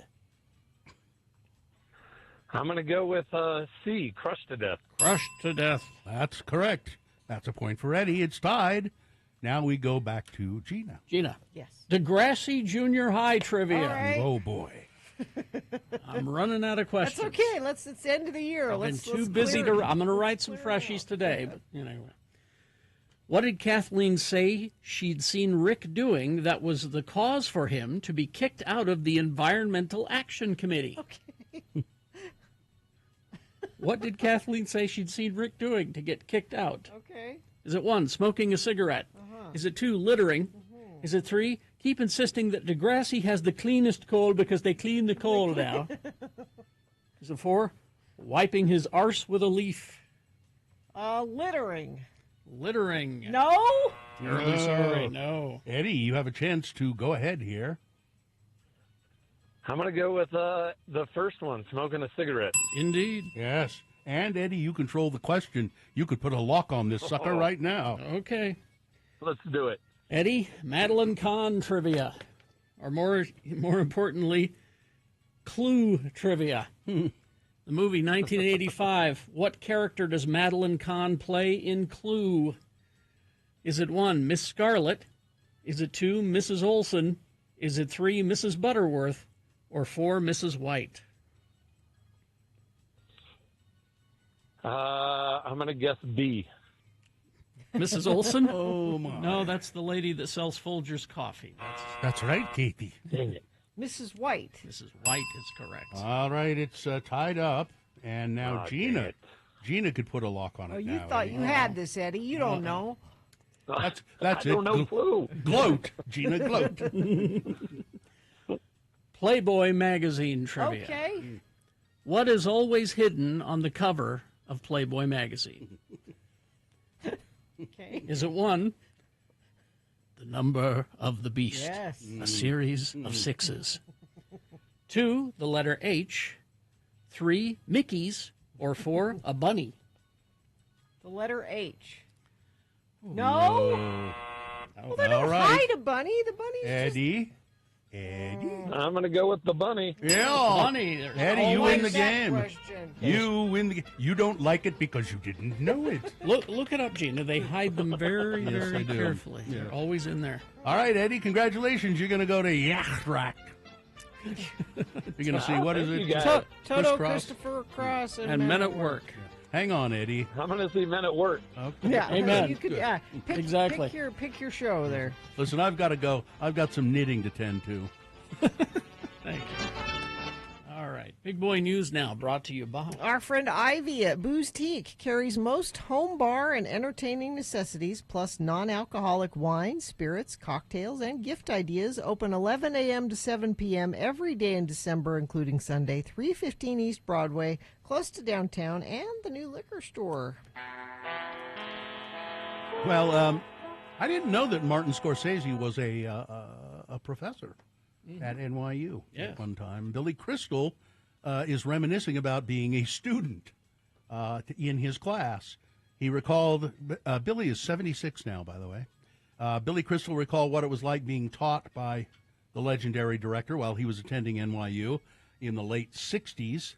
I was in film school there at NYU, and Martin Scorsese was my film production professor. He was a graduate student at the time. And a lot, graduate students often teach certain classes. He was just doing his first movie called Who's That Knocking at My Door? This was like 68, 69, 1970, around in there. And he had a big beard and granny glasses and hair down to his shoulders, and he looked like everybody, but he said he was intimidating. He would stand behind you while you were editing your film, and he'd be very scary because he would look, and he was so intense, and he would speak very quickly, even then, and he spoke quicker because he was, 50 years younger, and he'd go, "Why'd you shoot it that way? Why'd you use a wide shot? Howard Hawks always used a wide shot." I said, "I'm 19. I don't know who Howard Hawks is." Crystal recalled. He said that even after all this time, Scorsese still feels like the exact same person. He's got the same energy. And whenever I see him, I just remember being scared by him as a 19-year-old student. I like that. Let's see. Many Latter-day Saints who teach early morning seminary reach into their own pocketbooks to cover basic costs, from chalk to printer ink. By the way, this is in the Salt Lake Tribune. When Sharon Haney signed on to teach early morning seminary almost 30 years, she, the volunteer instructor, expected the pre-dawn rousings, the many lesson preps, struggles to elicit thoughtful responses from sleepy students. What she didn't anticipate was the hit to her bank account. Haney, who lives in rural south central Colorado, has taught the weekday classes for high schoolers since 1997. And during that time, she estimates she spent thousands of dollars, roughly $40 a month in recent school years, of her own money, much of it on standard classroom material. And she's not complaining. She says the sacrifice is worth it, but she says that's not the case for everybody. So why is it? That should be just provided. They're curious. There's somebody that's I know it should. Let's see there. Jenny Smith launched a Facebook group for seminary instructors. Surprise over the cost of the calling is a regular topic, Smith said. Smith, who's no longer a seminary teacher, is curious as to how much of the program's financial burden teachers were shouldering, and she sent out a survey, and she said they spend an average of $243 a school year. That should be $0. I know, and Smith is wondering, I mean, you know, the Church of Jesus Christ of Latter-day Saints, of which I am a member, they have a lot of money. Mm-hmm. Why should we be paying for materials? Exactly. And I don't think there's been an answer to that, although I would suspect, based on this being publicized a little bit, there may be a change coming. There should be. Yeah. Let's see. We're going to go to the crime desk now. Our ace crime reporter, Gina Barberi, has a story about 11 grinning grannies. Well, no, one grinning granny who killed 11 people in her family. Nadine Doss may have seemed like a loving grandmother with a charming smile, as one Oklahoma newspaper described her, but investigators began to suspect something sinister behind that smile after every member of her family mysteriously died one by one over many years. In the end, the giggling granny admitted to murdering 11 family members. Jeez. Wow. I don't know why it took so long, and they all died of rat poisoning. She has a method that seems to work. Yes. So. And her first husband was so suspicious when 2 of their 3 daughters died that he took the one remaining daughter and ran away from home. Now, why he didn't report her to the police, I don't know. She had other husbands, 5 in total, killed them all, killed the mother-in-law. Mm-hmm. And you're wondering how that. Well, I don't know if we have a motive, but the murder, the very last murder that led to her arrest, was suspected to be the end of a 27-year killing spree that took 11 of her family members' lives: husbands, mother-in-law, children, grandsons. She confessed to the crimes while being questioned for her last husband's murder. They finally caught on to the grinning granny, and she confessed to all the others. Yes, amazing. I killed them all, and she died in prison. Wow. Representative Celeste Malloy, Congresswoman from Utah, has been she's going to be she's been given an assignment, the House Appropriations Committee. Malloy says, "Hello, being selected for the House Appropriation Committee is a huge honor." I'm sure it is, Celeste. I'm sure you'll do well. They've raised the price of YouTube TV. They're raising the price by $10 a month if you have the subscription. Enron, you remember those guys? Yeah. Well, they're guys trying to start that company up again.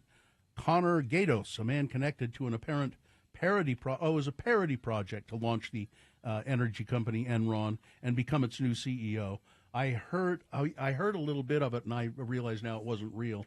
But he's talking about, this company has good bones, and I'm thinking about putting it back together. At any rate, he was hit in the face with a pie this week as he was entering. Pie? Yeah, as he was entering a building in New York. The incident was caught on video. The clip shows Gatos exiting an SUV shortly before an older man slams the pie into his face as two bodyguards intervene. The bizarre incident mirrored one from more than 20 years earlier when a California woman tossed a pie into the face of Enron's then CEO Jeffrey Skilling. Earlier this month, the group announced the scandal-plagued Texas company was returning exactly 23 years after filing bankruptcy. With a bold new vision, Enron will leverage cutting-edge technology, human ingenuity, and the spirit of adaptation to address the critical challenges of energy sustainability, blah, blah, blah, blah, blah. I'm betting that this pie incident was staged. Do we know what kind of pie? It doesn't say. It would have been a cream pie of some sort. You don't. That leaves a good mess. You don't want to hit somebody in the face with like a cherry pie. You want to use a cream pie. But I'm betting that this we'll find out that this was also staged by this guy. To I don't know what he's exactly trying to do here, but be funny. You expect shenanigans. I do. And finally, this it's a story for you, Gina. Mm-hmm. The National Institute of Health has found that a single alteration in a protein on the surface of the highly pathogenic avian influenza, the H5N1 virus, bird flu, currently present in the United States in dairy cows, could significantly increase its potential for human-to-human transmission. So the alteration of a single protein. Yep.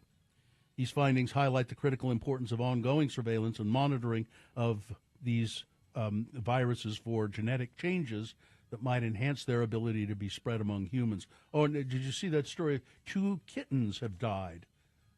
They were being bottle fed with raw milk, the raw milk had this virus, had the bird flu in them. Yeah, and it killed the There's kittens. a reason we came up with pasteurization. Exactly. As Carrie has said many times, before people were dying and getting sick, and they said, wait a minute, if we heat the milk and kill the bugs, less people will die. How about that, huh? That's all pasteurization is. They just kill bugs by heating it up.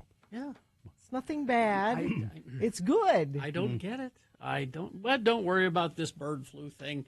RFK Jr. will find a way to fix it using hydroxychloroquine or something like that. And raw milk tastes weird anyway. Yeah, it does. I've had it, and it just tastes. And don't text in and say, I grew up on a farm and I'm fine and that's all we ever drank. Yeah. Well, you're lucky nothing happened to you. Exactly. All right, that's it.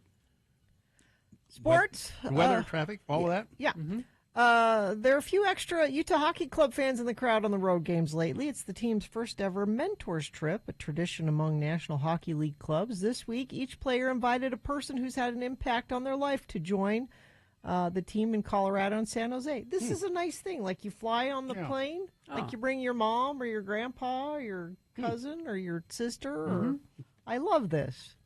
We're learning more about the hockey culture now that we have it here. Now that we have one. Boy, the Jazz are 5-19, and maybe tonight's their night on the road to go 5-20. Yeah. Puck drops at 8:30 for that. Weather. Well, the storm we were supposed to have that was supposed to do something over the weekend didn't really. There's about a 30% chance of rain/snow overnight tonight into tomorrow. Not a great chance, but a little bit. 49 for a high today, overnight low 33.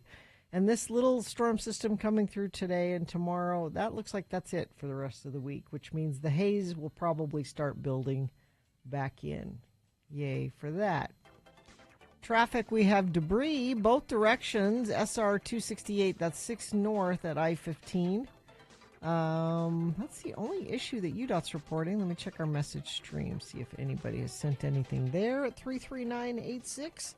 Haster Games for board games, Magic the Gathering, Pokemon, miniatures, dice, paints, and more. Haster Games, 6831 South State or hastergames.com. Thank you very much. All right, we got some geek news for you coming up, and then at just after 9 o'clock, it's the Boner Recap game. Easy to play, easy to win, especially if you heard the boners this morning. Stand by for all of that.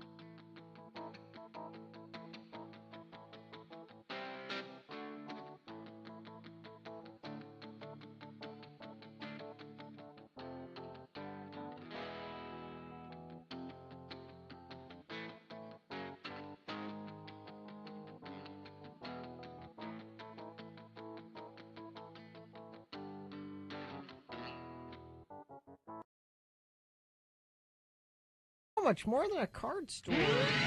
So much more. Say hi to Dave while you're down there. All right, we do have a trailer for you to watch. Now, last time on Geek News, we had for you the 28 Years Later trailer. So good. Which is, horror movies. Well, I got another one for you, and this one's Christmas-themed. Christmas-themed horror? Yeah. Next Christmas, you're going to get Return of the Living Dead. Next Christmas. Next Christmas, yes.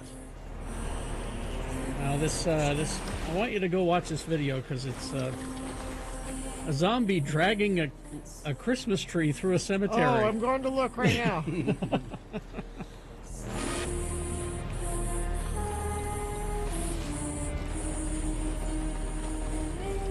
Now, this is Living Dead Media revealed the new Return of the Living Dead film due in 2025. It'll be the 40th anniversary of the 1985 horror cult classic. Now, what this is it's not a reboot of the movie from 1985. It's not a remake. It just takes place in the universe because the movie takes place in 1985. What's it called again? Return of the Living Dead. Return of the Living Dead. So it's not a reboot. It's an original story of the beloved horror comedy franchise set in a small Pennsylvania town in Christmas 1985, 18 months after the events of the original film. What's also interesting about this is that the movie company says they're not going to use green screen or CGI. It's going to be all practical effects. Now, this is just a teaser trailer. Yeah. It's only 10 seconds long. Oh, the one I got was a minute. Oh, was it? Okay. So look harder. Okay. Anyway, so there's something for you to look at. The late-breaking Superman news for you. We've got, we knew that there was going to be a trailer possibly sometime this week. Well, it is official. We're getting a trailer for the new Superman movie on Thursday. And there is a new poster available with David Corenswet as Superman. Who we're supposed to love. Like they're saying you're going to love him. That's Okay. what James Gunn is saying. He says you're going to be blown away by him. So there's that. We'll have that for you on Thursday. Look for your internets for that. James Gunn has also taken to social media to deny rumors that the Clayface movie that I told you about, that's happening. But there's a rumor that Clayface and Scarecrow are going to be in Batman Part 2. You know, Robert Pattinson. Mm-hmm. He's taken to social media to say, no, that's not true. And it couldn't be the case, as there has yet to be a first draft of the script, even. Well, there you go. So, is this a case of putting it out there and hoping that's the movie and he writes? I hate the internet for that. I really hate the internet for doing that. If you're watching this show on Apple TV Plus, Silo, and enjoying it, we just, the second season just started. Mm-hmm. We're letting it stack up a bit before we dive in. Mm-hmm. But you're going to get 4 seasons, and that's it. They renewed it for 2 more seasons, Okay. and they said that's it. That's all you're going to get. So if you're watching the sci-fi show Silo on Apple TV, you're getting 2 more years. Let's see. There's a Harley Quinn trailer for Season 5 out there that I cannot play for you. Too dirty. Naughty? Because the U.S. government says that you're all children, and I can't play things with naughty. Well, I don't want to hear cursing on the radio either. For you. There's also a new Severance trailer for Season 2 that is out there, but it's all audio, and it looks interesting. It's January 17th is when that starts on Apple TV Plus. New episodes dropping every week through March 21st. And if you're into Severance, that trailer is available. It's quite good. Yes. Lanterns, the Green Lantern TV show. Mm-hmm. The star Aaron Pierre says, I wasn't too familiar with Green Lantern. I haven't watched the Ryan Reynolds movie, and I probably won't. Mm-hmm. But he said the Green Lantern that I'm familiar with, and this is the one I'll be channeling, is the Justice League Unlimited cartoon. because he was 10 or 11 when that show was on, and that's the Green Lantern he knows. Okay. And so that's the Green Lantern he's going to channel when making the show. He says he will try to do John Stewart justice, it says here. Yeah, he was 10 or 12 years old during Justice League Unlimited. So, yeah, he'll be channeling that for his inspiration. And Marvel Comics, this is in the comics, a Godzilla crossover event for the coming year. 6-issue Godzilla versus Marvel will take place over different time periods. Now, when I was a kid, I read the Godzilla comic book from Marvel. Mm-hmm. It was 77 to 79. It was produced by Marvel? Produced by Marvel. Huh, okay. And they would occasionally throw in your Marvel characters in there, in the Godzilla comic. Mm-hmm. But this is 6 comics that will take place over different time periods, with the first issue bowing in March. Godzilla versus the Fantastic Four will center on the Fantastic Four battling King Ghidorah, the 3-headed flying creature that Godzilla, who has been imbued with the power cosmic as the new Herald of Galactus. King Ghidorah, the Herald of Galactus. Okay. The Devourer of Worlds. And in this issue, Godzilla will team up with the Silver Surfer. Okay. In order to stop King Godzilla and the Silver Surfer. Okay. All right. It's fun. Anything goes. Anything goes. It's just fun, you know. It's a comic book. You won't go buy it anyway. All right. We got a couple of minutes here, so we probably ought to remind people about the road home. Wednesday, day after tomorrow, we'll be up in Ogden at John Watson Chevrolet. Yeah, John Watson Chevrolet. They're on Wall Avenue. 3535 Wall Avenue in Ogden. And that's our last Road to the Road home stop. And then Thursday and Friday we'll be at the Family Shelter in Midvale during our 2 final shows of the year. And we need your money. We need your. I was going to say those locations are for physical donations, but your money you can donate right now. Let me go to x96.com, and there's a banner at the top. It says Road Home Mediathon. You click on that, and then there's a big red button that says you can donate here. This is the easiest way. Yes. I mean, we love your items, and we love to see you when we do the Road to the Home. If you're just thinking right now, I want to donate, I want to make sure I don't forget or get too busy, this is the quickest way to do it. People bring things, and they also donate money. Which is great. Oh, we're neck and neck with F and 100. Oh, you see, neck and neck. Make sure that when you donate money, that you say it'll ask you which radio station would you like to donate this on behalf of. Now, people say I'm going to wait to donate until the match happens. Well, this will be matched. They'll add it immediately. They will add it immediately. So you can do it now, get it out of the way. You don't have to think about it, all right? So remember, it's John Watson Chevrolet on Wednesday, then the Radiothon Thursday and Friday. Then we're gone for 2 weeks. We'll be back on the 6th of January. Maybe everything will be working by then.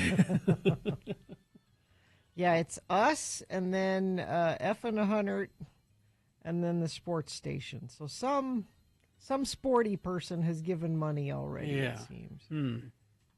Yeah, because Don't let that happen. They usually trail and then at the very last second jump up. Yep.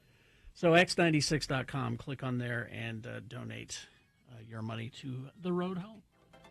Debris 6 North I-15 scattered across several lanes is causing delays both the eastbound 6 North and the ramp from westbound 6 North to go southbound on I-15. It's the biggest issue we're having right now. If you're having issues, doesn't matter what they are, any kind of issues, you can text it to us.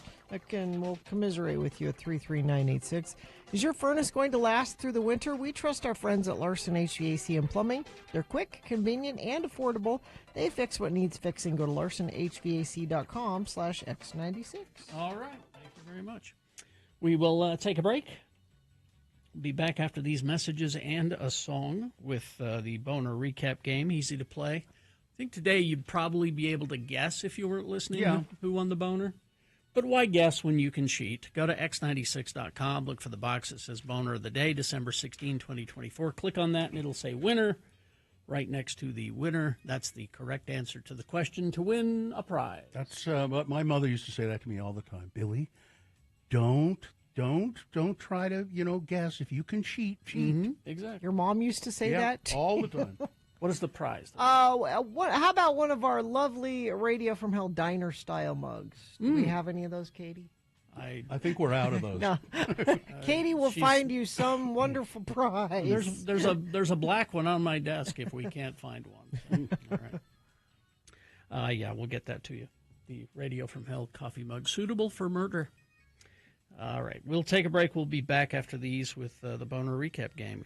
Stand by for that. Hoops Vision Correction, HOOPES Vision.com. In the old days, it was exciting. You'd get your Christmas stocking, and there'd be, lens wipes for your glasses in the Christmas stocking. Yes. Oh, thanks. And contact lens solution, stuff like that. The little cups. Well, if you go to Hoops Vision, you won't need any of that stuff this Christmas. Get crystal clear vision like Carrie has and I have with Hoops Vision. LASIK. Now through the 31st, Hoops Vision is offering $1,200 discount on the LASIK procedure. That's the best deal of the year. You can enjoy a better vision for less money. And again, if you have flex money to spend before the end of the year, you can also apply that to your purchase at Hoops Vision, your LASIK procedure. Remember, they have 0% financing available at Hoops as well. So make your no-obligation appointment today, 877-30-LASIK, or you can do it online at hoopsvision.com. Speaking of Carrie, this was what I noticed when I was at the Disney parks when I went down. By myself, of course, again, the lone weirdo is treated differently than if you're there with your family or a couple or whatever. The lone weirdo is always treated differently. So I'm sitting and having breakfast. Okay. First character I encounter is Pluto. Pluto is the first one, which was interesting because he comes up to me. I'm just sitting there having breakfast, and he's like, hello, how are you? Doing the wave and all that stuff. Yeah. And I said, Pluto, always been a favorite. The first time I came to Disneyland, the first toy I bought, Mom said, you can buy whatever you want. And I bought a Pluto plastic figure, which I still have. And he started doing this. Oh, the heart thing. So, and he comes in for a hug, and I was a little hesitant at first, but okay, fine. And we get in the hug, and I said, you've always been the best boy. Oh. And he did something that I did not expect. Did he lift his leg? No, that would have been expected. Oh. I got this. What? They're not supposed to make any noise. They're not supposed to make noise. What did that noise mean to you? I don't know. But it was a noise, which you don't get with the characters. No. They're not supposed to speak. But he came in for the hug, did the hug. I said, you were always the bestest boy. And he went, That's interesting.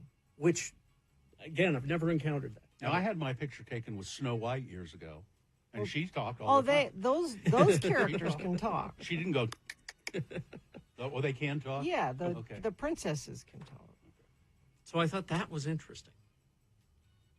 Let's see. And then... What was the most unusual character you encountered? Most unusual? You think, oh, that's interesting that you don't see that character very much. Well, let me go to Avengers Campus then.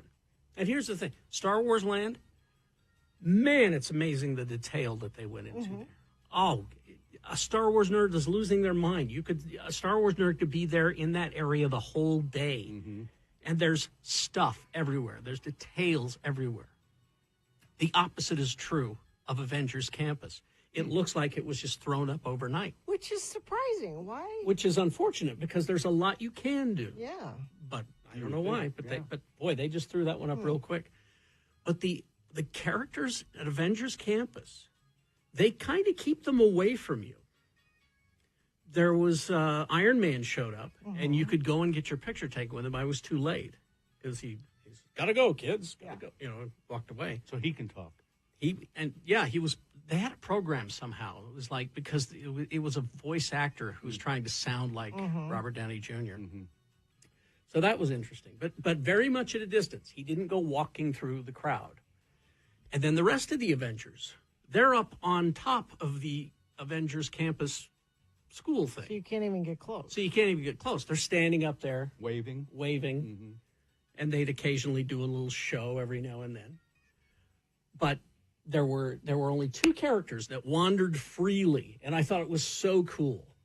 And that is Falcon, Captain America Falcon. He's Falcon now. Anyway, but he was just walking through the crowd, just no supervision. No handlers? There were no handlers anywhere. He was just walking through the crowd and getting down on his knees and saying hi to the kids and everything. I thought, now that's very cool. And then there was a show, the Dora Milaje, where they come out and they do this, warrior twirling their sticks dance thing. Well, it's like a dance, but they were calling it training. Yeah, choreographed.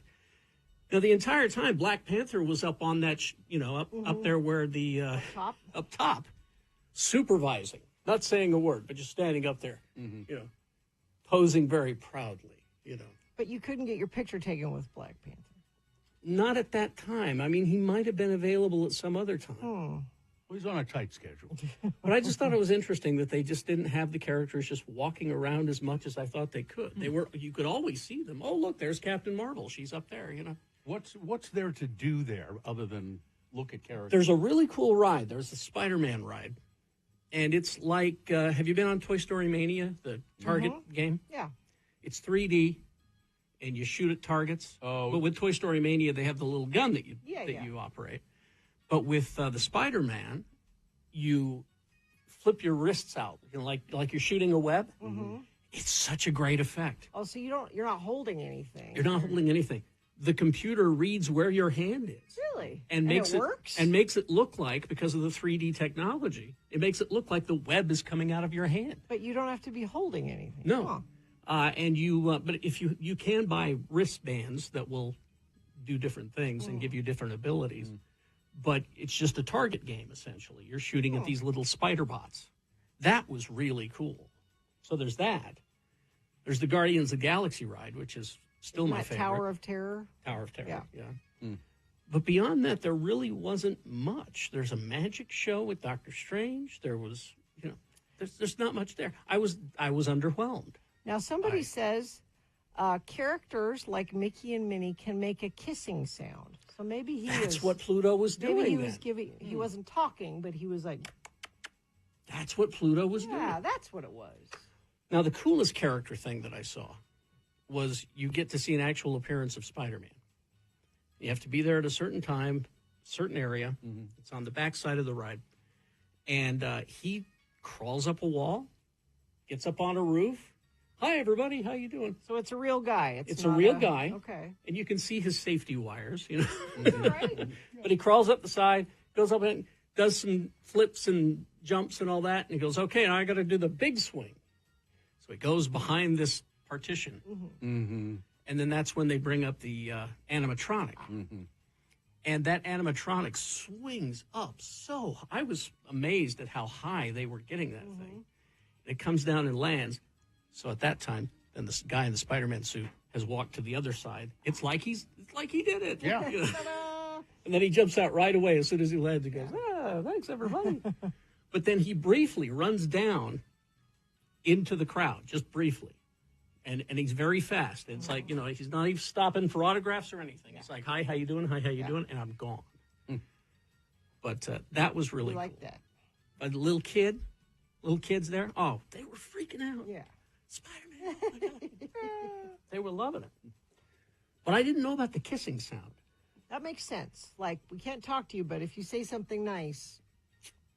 So that's the sound that Pluto was making? Yeah. So this person who was playing Pluto has appreciated what you were. Is a professional. I think they should allow Pluto to whimper. Something. Anything.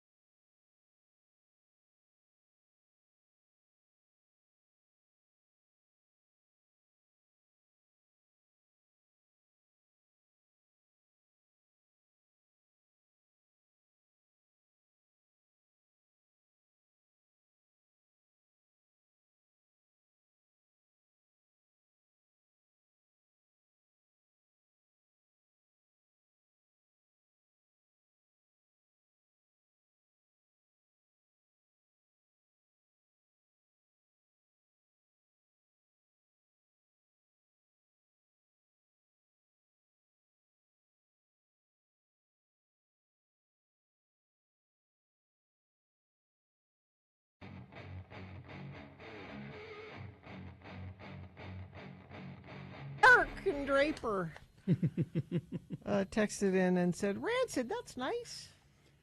That's nice." In Draper. In Draper. Yeah. All right. Nice and Draper. Nice and Draper. Yeah. It's not a Christmas song. It's just a cuz. Yeah. It was there. You know, you should get it out of your system because we're on the road 3 days this week, and that's harder to do. Getting it out of your system? Meaning, I would like to hear this song. I'm going to play this song on the radio. So, rest of today and tomorrow are the only days you're going to be able to do that. Tell you what, tomorrow, Christmas music. Perfect. Okay. All right. Tomorrow, Christmas music. All right. Maybe before we leave, we'll play a Christmas song. We'll see. We'll have that for you coming up. Boner recap game. Oh, is it time for that? Yes. Oh, okay.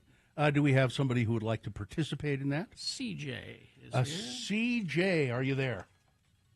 I'm here. How are you? Fine, and you? I'm fine. Just fine. What does CJ stand for? Anything? Yes, it's my first and last name, but I don't like to give it out. That's okay. You don't have to, although we're just going to hang up on you now. No, we're No. not. I'm just kidding. Gina wanted to make sure that you knew Don't that hang I up, was CJ. I was just kidding. CJ, we're going got you, Bill. Thanks. You what? I got you. Thanks. Okay. Now, CJ, we're going to have you tell us which was the winning boner voter or candidate today, and you'll win. What is it? A mug? Some wonderful prize Katie is digging up for you from somewhere in the building. What, should we put together a chicken bucket prize? Perhaps, sure. Maybe we'll give you a Radio from Hell chicken bucket, which does not actually contain chicken. Oh, okay. You like chicken, CJ? I do. I can tell you like chicken. Now, CJ, did you hear the boner candidates earlier? I did. Okay, easy then. Boner candidate number one was the latest in fun in Florida. Street takeovers seems to be all the rage these days. They just people decide, we're going to lock down this intersection. Just take it over for a little while. Cause a lot of havoc. It's fun. It's actually dangerous, and quit it. Then boner candidate number two, 1 Million Moms. That organization is going after Wicked because 1 million moms, they've started a petition saying Wicked pushes an LGBTQ agenda on families, particularly on children. Have you seen Wicked yet, CJ? No, but I want to. Yeah. Well, you should go. And then boner candidate number three, the war against vaccines. This is so Donald Trump and Kennedy are trying to play down and put a little bit this whole polio vaccine. Well, you know, we're not. No, they've all. One of Kennedy's lawyers has already filed a what do they call it? A petition to scrap the vaccine. And they really want to get rid of polio vaccines and other vaccines. Mm-hmm. There's quite a few on that list. So which one was the winner, CJ? Well, obviously the healthcare is losing money, so they have to sell some iron lungs, so it's clearly number three. You get it, CJ. They've got warehouses full of iron lungs that are just sitting there. They need to move those. I'm sure. Yeah. Yeah. All right, CJ, we'll put together a chicken bucket prize pack for you. And Thank you so much. You're welcome so much, and thanks for listening to the show, and thanks for calling. Always. Hang on. All right, hang on. All right. Okay. Wasn't she pleasant? Yes. Well, let's see. We've got a couple of minutes here. Well, I discovered something absolutely tasty over the weekend. We got a takeout pizza, some 2 or 3 different kinds. There was a Hawaiian and a buffalo chicken pizza, and then just a combo. Mm-hmm. And we have this bottle of Mike's Hot Honey, and just drizzled Mike's Hot Honey all over the pizza slice of pizza. Oh my God, it was good, and it was good on each one of them. Mm-hmm. I was just. So, I hosted a party yesterday. Mm-hmm. 3 parties this weekend. I hosted a party yesterday, and I said, I will host this party. I am just going to go to Papa Murphy's and get pizza and that- and that is what I am doing. That That is is what the effort I Okay. I am putting into this. You could have even gone it further and just had them delivered. Well, it's hard to have like 10 pizzas delivered. That's just it's difficult. So, but I made the mistake of not checking before I left, like to make sure What? the order was proper. Now, everybody else was happy. My sister wanted gluten-free crusts. We got some gluten-free crust from her, and somebody else wanted something else. I see where this is going. They got 9 of the specialty pizzas correct So you ordered them on the phone before you left.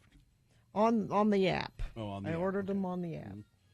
And I just picked up the stack of pizzas and left. I didn't look at each one. And went to pop them in the oven. And the specialty pizza that was my specialty pizza, which was the one with no cheese. No cheese. The one which is just crust. Which was not. So you didn't get any pizza? No. And everyone kept saying, Gina, you need. What are you going to eat?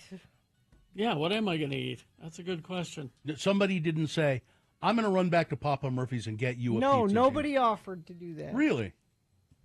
Who were these people? My family. Who are these People monsters? People who love me. Allegedly. People who allegedly love you. People who pretend to love you. And so I didn't eat till after the party. That's ridiculous. And what did you eat after the party? Bowl of cereal. Well, why didn't you just... You should have just gotten out a bowl. Look what I'm going to do. Yeah, you should have just had a bowl of cereal. Sit down at the table with a bowl of cereal. Because nobody seems to want to go get me a pizza. Everybody said they felt bad. Oh, Gina, you didn't get the pizza. That's too bad. What would it have taken for one of those people to jump in a car and go get you a pizza? If someone had said, I would have said, no, don't do that. Of course, I know, yeah. It's fine. And I would have said, thank you very much. Go get it. Yeah. You should have just had the cereal with everybody. Just sat there at the table. Yeah. Yeah. I'm eating my Count Chocula and I'm going to be fine. This is what I wanted anyway. I'm going to go see what's in the fridge. Maybe there's some leftovers. So check your orders. Yeah, you're. I guess I don't think everybody else was happy. My sister's like, "Oh, they have a really good gluten-free pizza." She was happy with I'm that. afraid you've labored under the impression that they love you all these years. I thought so, but maybe not. I don't think they do. Sorry. All right. Well, let's take a break. We'll be back with some big boy news and opinioendo after these. Stand by. UtahAdvocates.com. The holiday season is here. People are distracted. They're not looking where they're going. I got cut off the other day. I've been driving now for the first time in months, and it's pretty scary out there. You forgot how terrible drivers people are. Jeez. So if you get into an accident and you're injured, there is help for you. The advocates. Don't try to deal with the insurance companies yourself. Let the advocates do it. And it's simple. You make a phone call to them 24 hours a day, 7 days a week. I recommend calling at 2 in the morning. Yeah. And because it's fun to wake up a lawyer.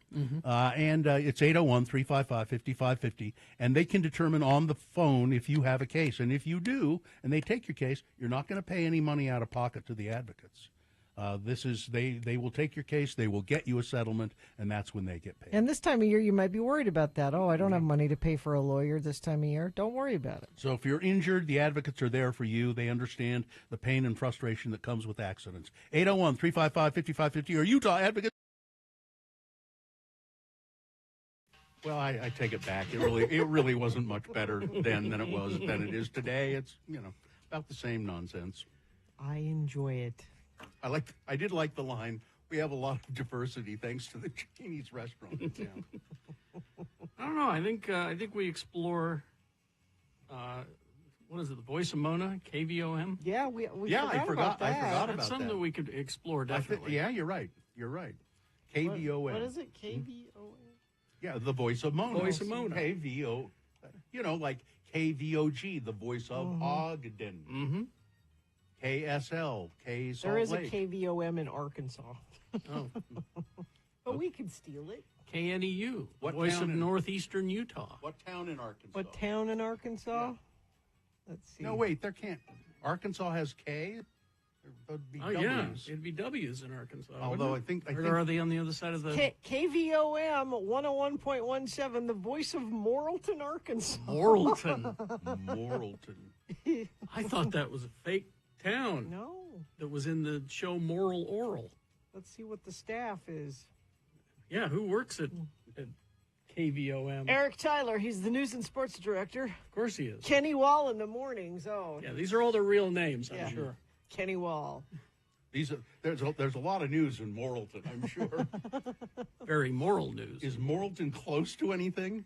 Like a big city? I don't know. Morrilton, Arkansas.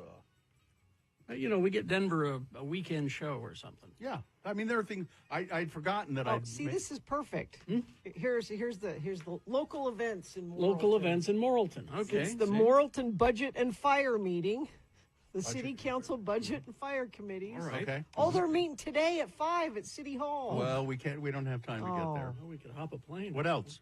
Wednesday, it's the Conway County Quorum Court Grievance Committee is going to meet. Say that again. Court grievances. Hold it. Say it again. Conway County Quorum Court Grievance Committee is meeting tomorrow at 5 p.m. at the courtorhouse in Morrilton. Now, there's another setup for you. A court grievance committee. Then this weekend? That the mayor could chair. Guess who's coming to town? To Morrilton? Who? The Popovich Comedy Pet Theater. Oh, The Trained Cats? Yeah. Our favorite Vegas show? The Popovich.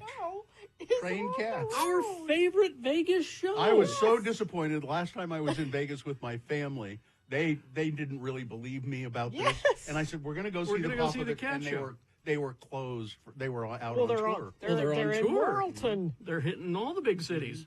And then it's the Trained Cat Show. I loved that. It's the Union Valley Baptist Church free soup lunch is this weekend too. Free soup. Okay, well, I made some soup, Daddy. Yep, we got. And we're giving it away now, to come on, don't give it away. Okay, Come on, Giving you listen. ideas here. I'm sorry. Listen. This is giving me some fodder to Okay, write, okay, and if you good. start All right. saying it, I won't. Text question: how old is Denver? Is he 13 or 33? About. Yeah. It depends. Yeah, about.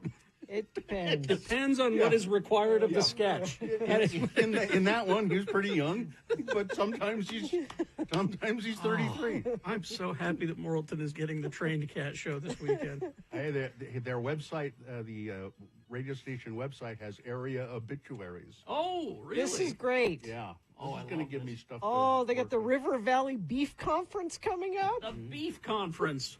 Pesticide applicator training. No, this is a gold. Oh, there is a year's worth of sketches right there. Oh, Rami Mac Henley passed away. Oh, no. Pesticide applicator training. Oh, Carrie, they have a trading time show. Oh, really? Tradio? Yeah. This is awesome. Denver Criddle with Tradio. Yep. Matilda the cat lady calling in. Carrie. Oh, sorry. Make it the poodle lady. Sorry. Oh, you can do it. I'll forget it.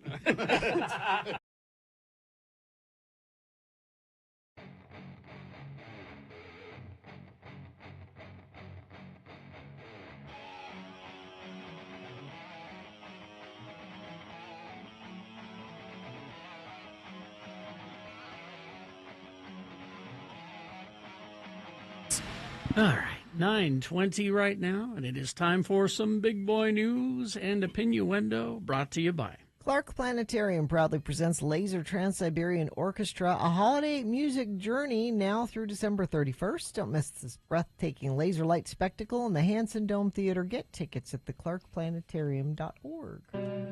A Virginia father of 5 has died after being hit by a bear falling from a tree. Whoa. In Lunenburg County, according to the Virginia Department of Wildlife Resources. An investigation by the VDWR, which was notified of the incident around 9:50 a.m., says that a group of hunters chased a bear into a tree. Then, as the group retreated from the bottom of the tree, one of the hunters shot the bear. As the bear fell, It hit 58-year-old Lester Harvey Jr. of Phoenix, Virginia. Lester Harvey who was Jr. standing about 10 feet from the bottom of the tree. One of the hunters provided first aid until local fire and EMS arrived. Officials said that Mr. Harvey, who had been in serious but stable condition after being transported to the hospital, died of his injuries on Friday the 13th. Died on Friday the 13th? That's worse. Like, you know, I sort of think that it doesn't really matter. That what matters is that he died. Maybe that's why it happened, because it was Friday the 13th. No, that didn't happen on Friday the 13th. I'm here to tell you that when I hear the circumstances of where the hunters chased the bear up the tree and they shot the bear anyway, and it landed on one of them and killed him, is this karma? I just say poetic justice. Good for you, Mr. Bear. Poetic justice. He is survived by a wife and 3 sons, 2 daughters, and 8 grandchildren. If you want to go to the funeral, Gina, it's on the 19th. Oh, I'm busy. Cassandra Peterson, you know who that is? Elvira. The Mistress of the Dark. Is remembering the comedy greats who came before her. At the Groundlings' 50th anniversary party in Los Angeles, the actress known as Elvira spoke with People magazine about the impact of the improvisational sketch comedy troupe and her late mentors. I liked comedy, but I really decided it was for me when I went to the Groundlings, and mostly because I studied with Phil Hartman and John Paragon and Paul Rubens. She said they were my mentors, and I don't know John Paragon. They were my mentors, and I just wanted to be like them. So they became my teachers and my best friends, and they really radically changed my comedy chops and everything. Paul Rubens, of course, Pee Wee Herman, died of acute hypoxic respiratory failure at the age of 70 after keeping his cancer diagnosis private for years. Paragon, a fellow Pee Wee Playhouse actor, died in 2021 at the age of 66 from heart failure, and Phil Hartman tragically killed at the age of 49 in 1998 in a shocking murder-suicide. His wife killed him. To keep their memory alive, Peterson says she has big pictures of them in her office, and she looks at them every day, and she dreams about her fellow groundlings on occasion. She says, just a couple of nights ago, I had a big dream that Phil and John and I and Paul were dancing together. Anyway, she's just talking about them, and they're having a lot of celebrations because of the 50th anniversary of Groundlings. Yeah. Oprah Winfrey gave her good buddy Gayle King a surprise birthday party. As she should. 70th birthday for Gayle. My bestie of 50 years is turning 70, so we gathered everybody that loved her to celebrate, said Oprah. Hard thing to surprise her. Oh, the stories we've made up. Oh, the lies we've told to keep this a secret. But they did manage to do it, apparently. She looked visibly shocked, dropped her purse, and froze with her hands over her heart. Oh, my. If you didn't know, the two pals first met in 1976 when they worked together at a local Baltimore TV station. One night during a major snowstorm, Oprah offered Gayle a place to stay for the night, and that was it. Is that history. It must be love, love, love. Let's see. At Netflix season 2 premiere event in Los Angeles for Squid Game, the hit show's director revealed exclusively to People which famous figure would do well in the deadly competition of superheroes. Iron Man without the suit, Huang said, referring to Tony Stark. Without the suit? Yeah. He said... because he's smart? Yeah. Huang believes that Tony Stark, who is considered one of the smartest characters in the Marvel Cinematic Universe, would stand the best chance at winning Squid Game, even without his technologically advanced body armor. Squid Game's first season followed Seong Ji-hoon, played by Lee Jung-jae, as he sought to win the high-stakes competition filled with deadly versions of kids' games. Out of 456 contestants that started, Seong was one of 2 people who left alive. Season 1 games included tug-of-war, marbles, hopscotch, but each one had death at the end. Yeah. Huang says Season 2 will feature different games. There were some games left over from the list of games I had thought of for the first season, so at least for Season 2, it wasn't so hard to come up with the new games. Huang says he would excel at the Honeycomb Challenge, What's the honeycomb? When he was a kid, he recalls he used Song's life-saving trick seen in season 1, licking the honeycomb to weaken the shape's outline for easier removal. I can't remember. He had to get the honeycomb out. Had to get it out of a thing that would snap shut, or yeah. Anyway, I think Spider-Man would do just better, honestly. But isn't it a mental game? Isn't that what they're saying? It's more mental. But Peter is extremely smart. Last Christmas by Wham has endured as one of the most listened to and famous Christmas songs of all time. There's now a new BBC Two documentary exploring the history behind that song and its legacy. Since its release in 1984, Last Christmas has gained 4 billion audio streams, had 1 billion video views, and attained the #1 chart position in 16 countries. Carrie's added to that. The documentary delves into the inside story of the song's creation by George Michael, who died Christmas Day, 2016, and its enduring appeal, and it will air on BBC Two on Saturday. Let's see, it's this past Saturday. With promoting the documentary, Wham's Andrew Ridgeley, who formed the group in the early 80s after making friends with George, he opened up about finding it difficult to listen to Last Christmas himself, which celebrates 40 years of being a hit this December. Speaking about whether he listens to the song, Ridgeley said, I do. I didn't for a year or two post his death. It was difficult listening to it, but now it represents a joyful time. It's Christmas, and also in regard to our career together as Wham, it represents some really good times. Last Christmas, I gave you my heart. He says, I'm pretty sure George would be thrilled to pieces to hear that that the song has done so well. And it was the inspiration for a horrible movie. What's the movie? Last Christmas, where what was very literally this guy dies in an accident, and his heart gets put in the transplant. The woman, and then his ghost shows up, and she falls in love with the ghost because last Christmas I gave you my heart. It's horrible. That's really stupid. That's really bad. Yeah, it's so bad. Who was in that? Can we have them jailed? It's too late. Emilia Clarke. Oh, I like her. And hot guy, Crazy Rich Asians, Henry Golding. Oh, I like him too. Yeah. Damn it. Rainn Wilson is doing some reflecting. He lost a large portion of his home in a fire. In Malibu? It says a mountain fire. The actor and podcast host first announced that he and his wife Holiday Reinhorn's California home had almost burned down in the mountain fire that swept through Ventura County last month.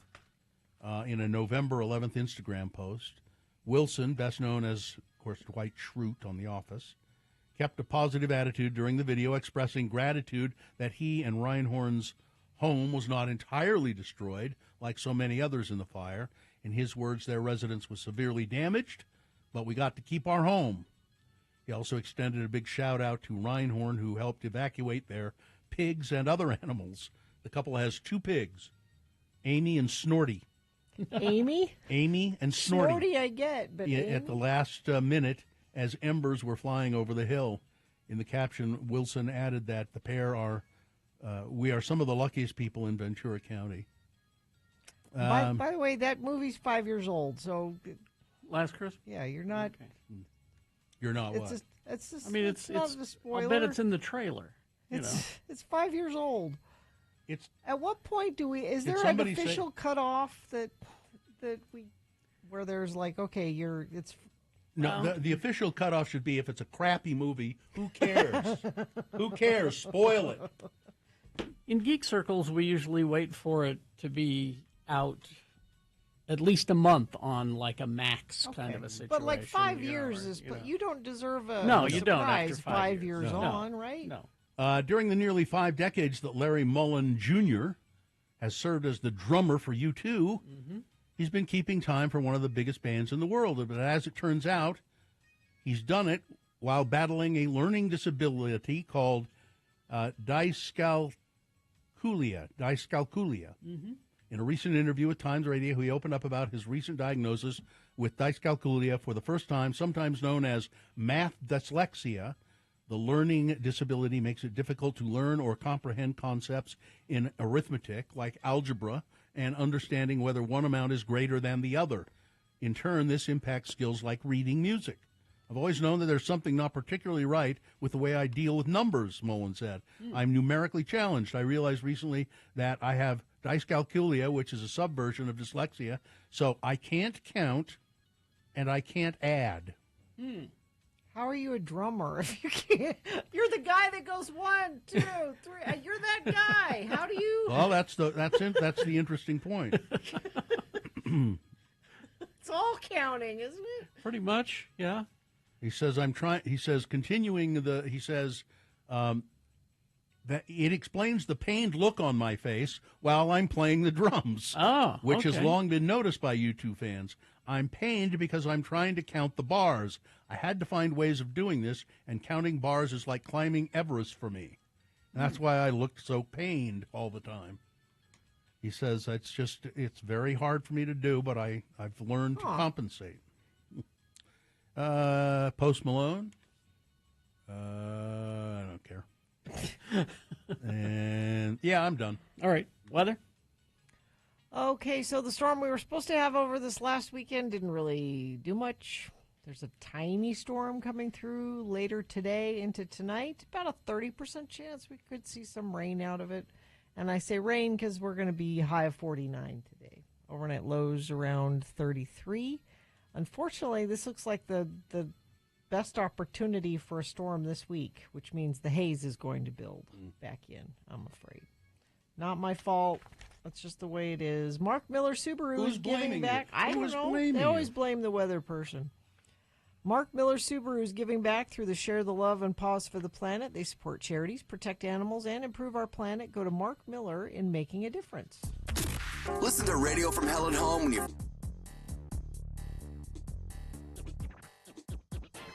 So I came across this. I want to know what you guys think about it. What's that? Okay.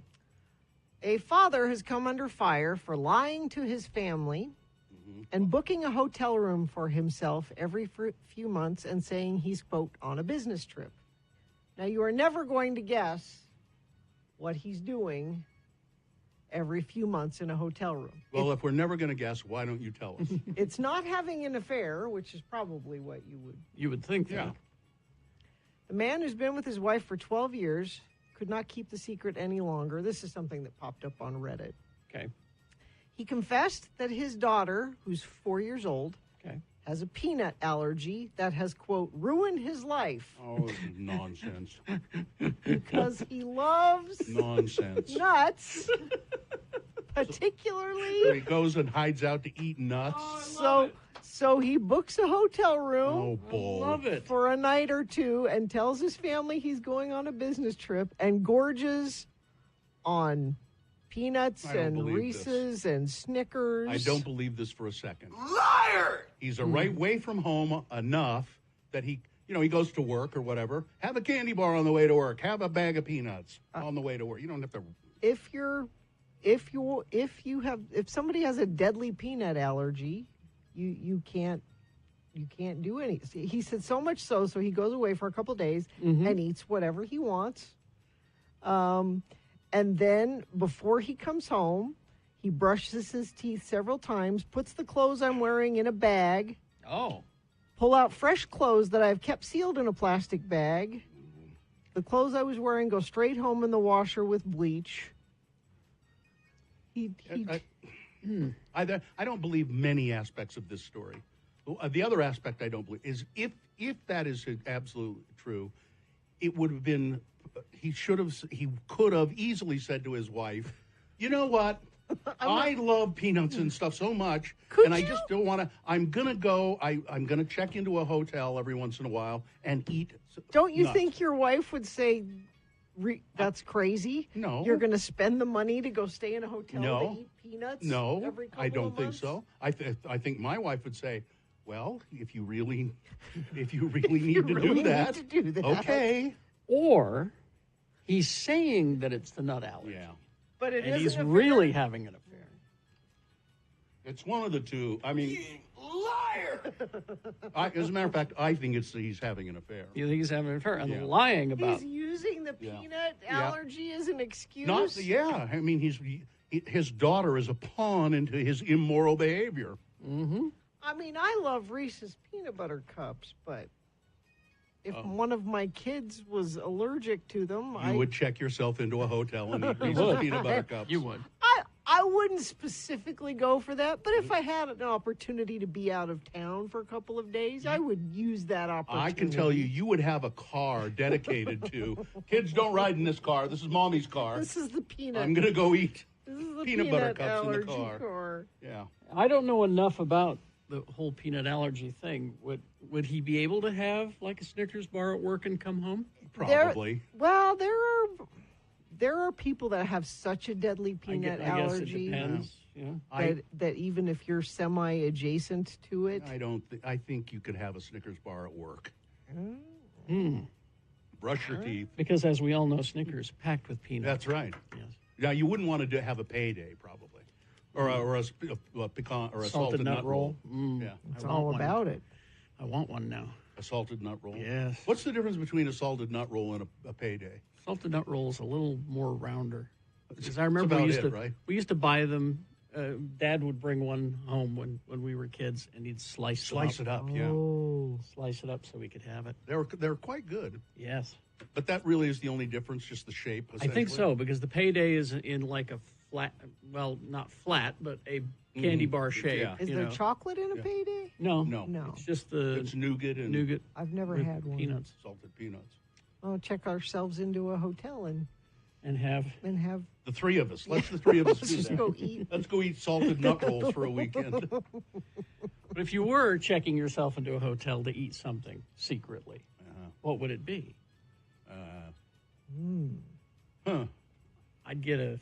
I'd have to check into a hotel next to a movie theater and get movie theater popcorn and you eat that and take off all my clothes and just lie there and go.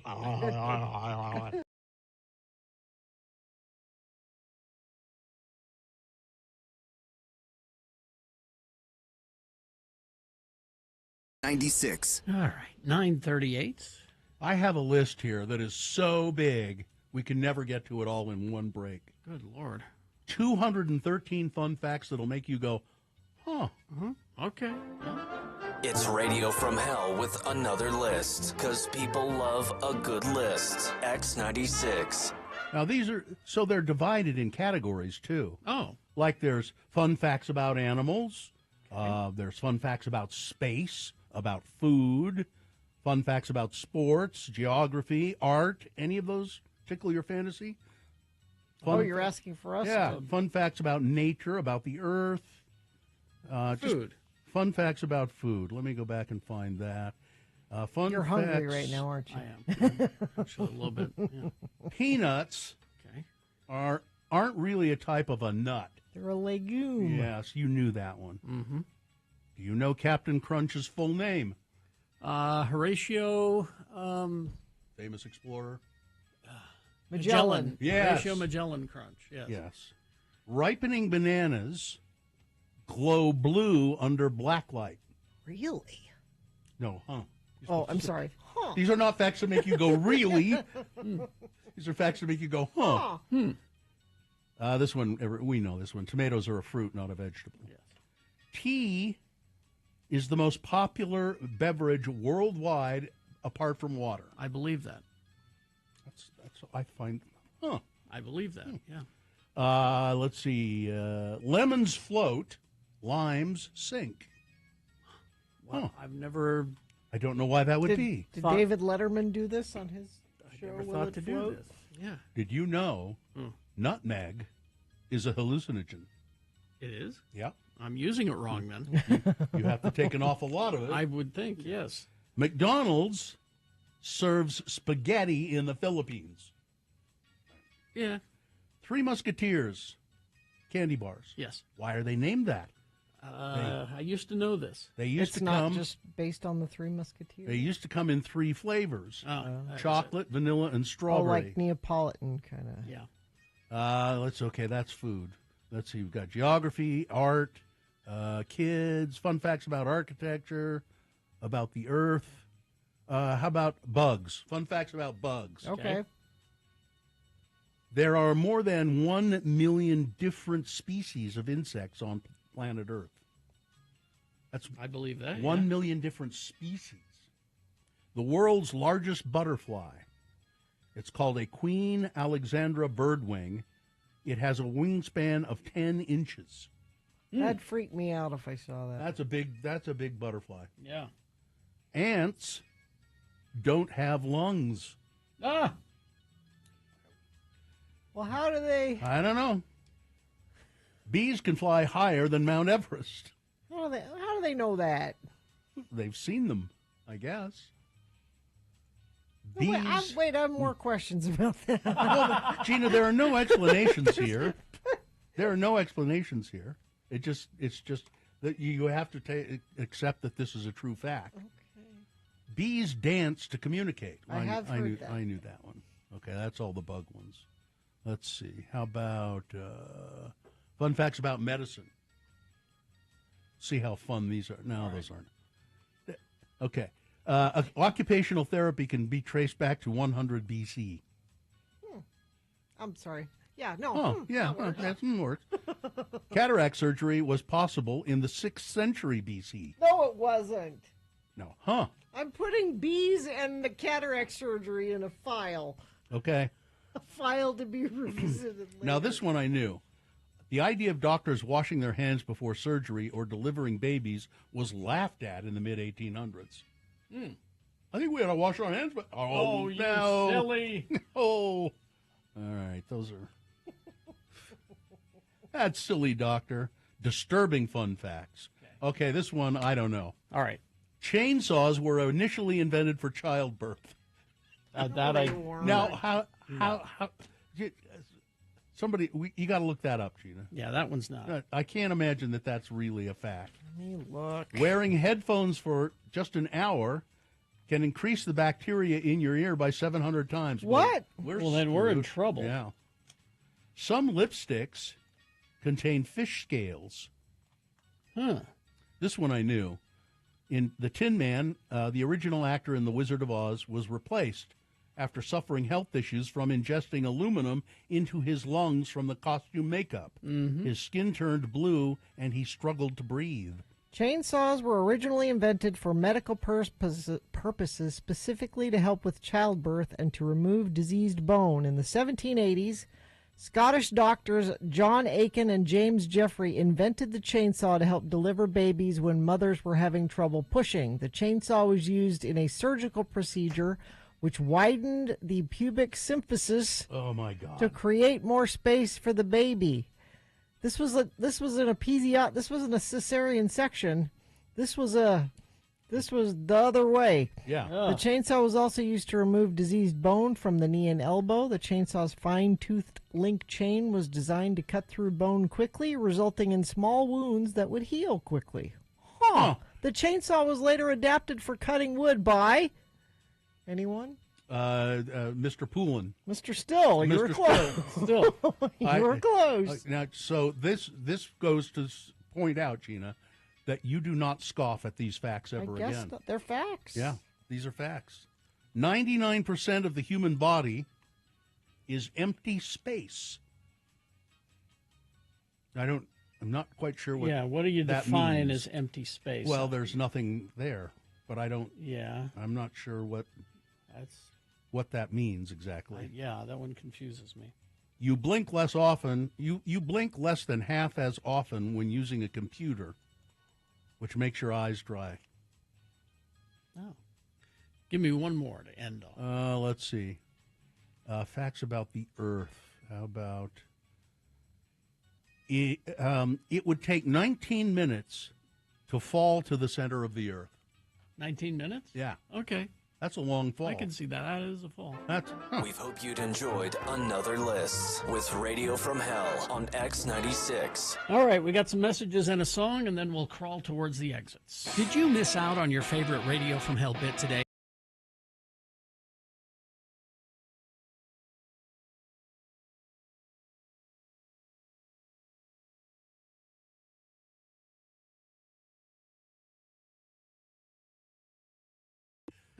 Carrie, you mentioned this when we were talking Yes. to Angela Romero Let Utah Read is hosting a read-in at the state capitol today. Here are the exact details. Yes.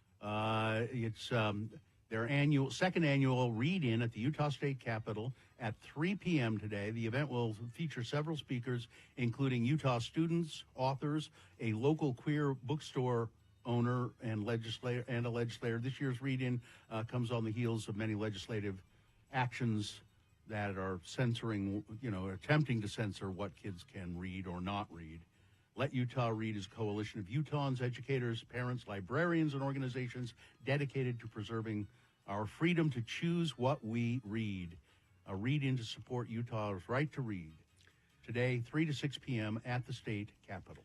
Two things about this event. One, I heard a rumor, just a rumor, I don't know for sure, that the Beehive Band Bookmobile will be there, passing out books that are on the list to be banned.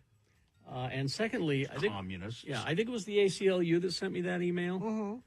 Hey, when you send us emails like that, do it with more than 24 hours notice. Yeah, so we can. I got that with it. less than 24 hours notice. I got that one. Yeah, that was from Aaron Welker at the ACLU, and it came to you at 3:40 yesterday afternoon. Yeah, because I can't. We can only do so much with short time. With that short turnaround, we could have been talking about it all week. But the House Bill 29, Sensitive Materials Review Amendments, and Angela Romero mentioned that if like three school districts decide that a book is horrible, then they'll just take them out of all the libraries. So no local control over what is in your kids' library. Exactly. Caitlin Mahoney, the owner of the Under the Umbrella bookstore, that's the queer bookstore.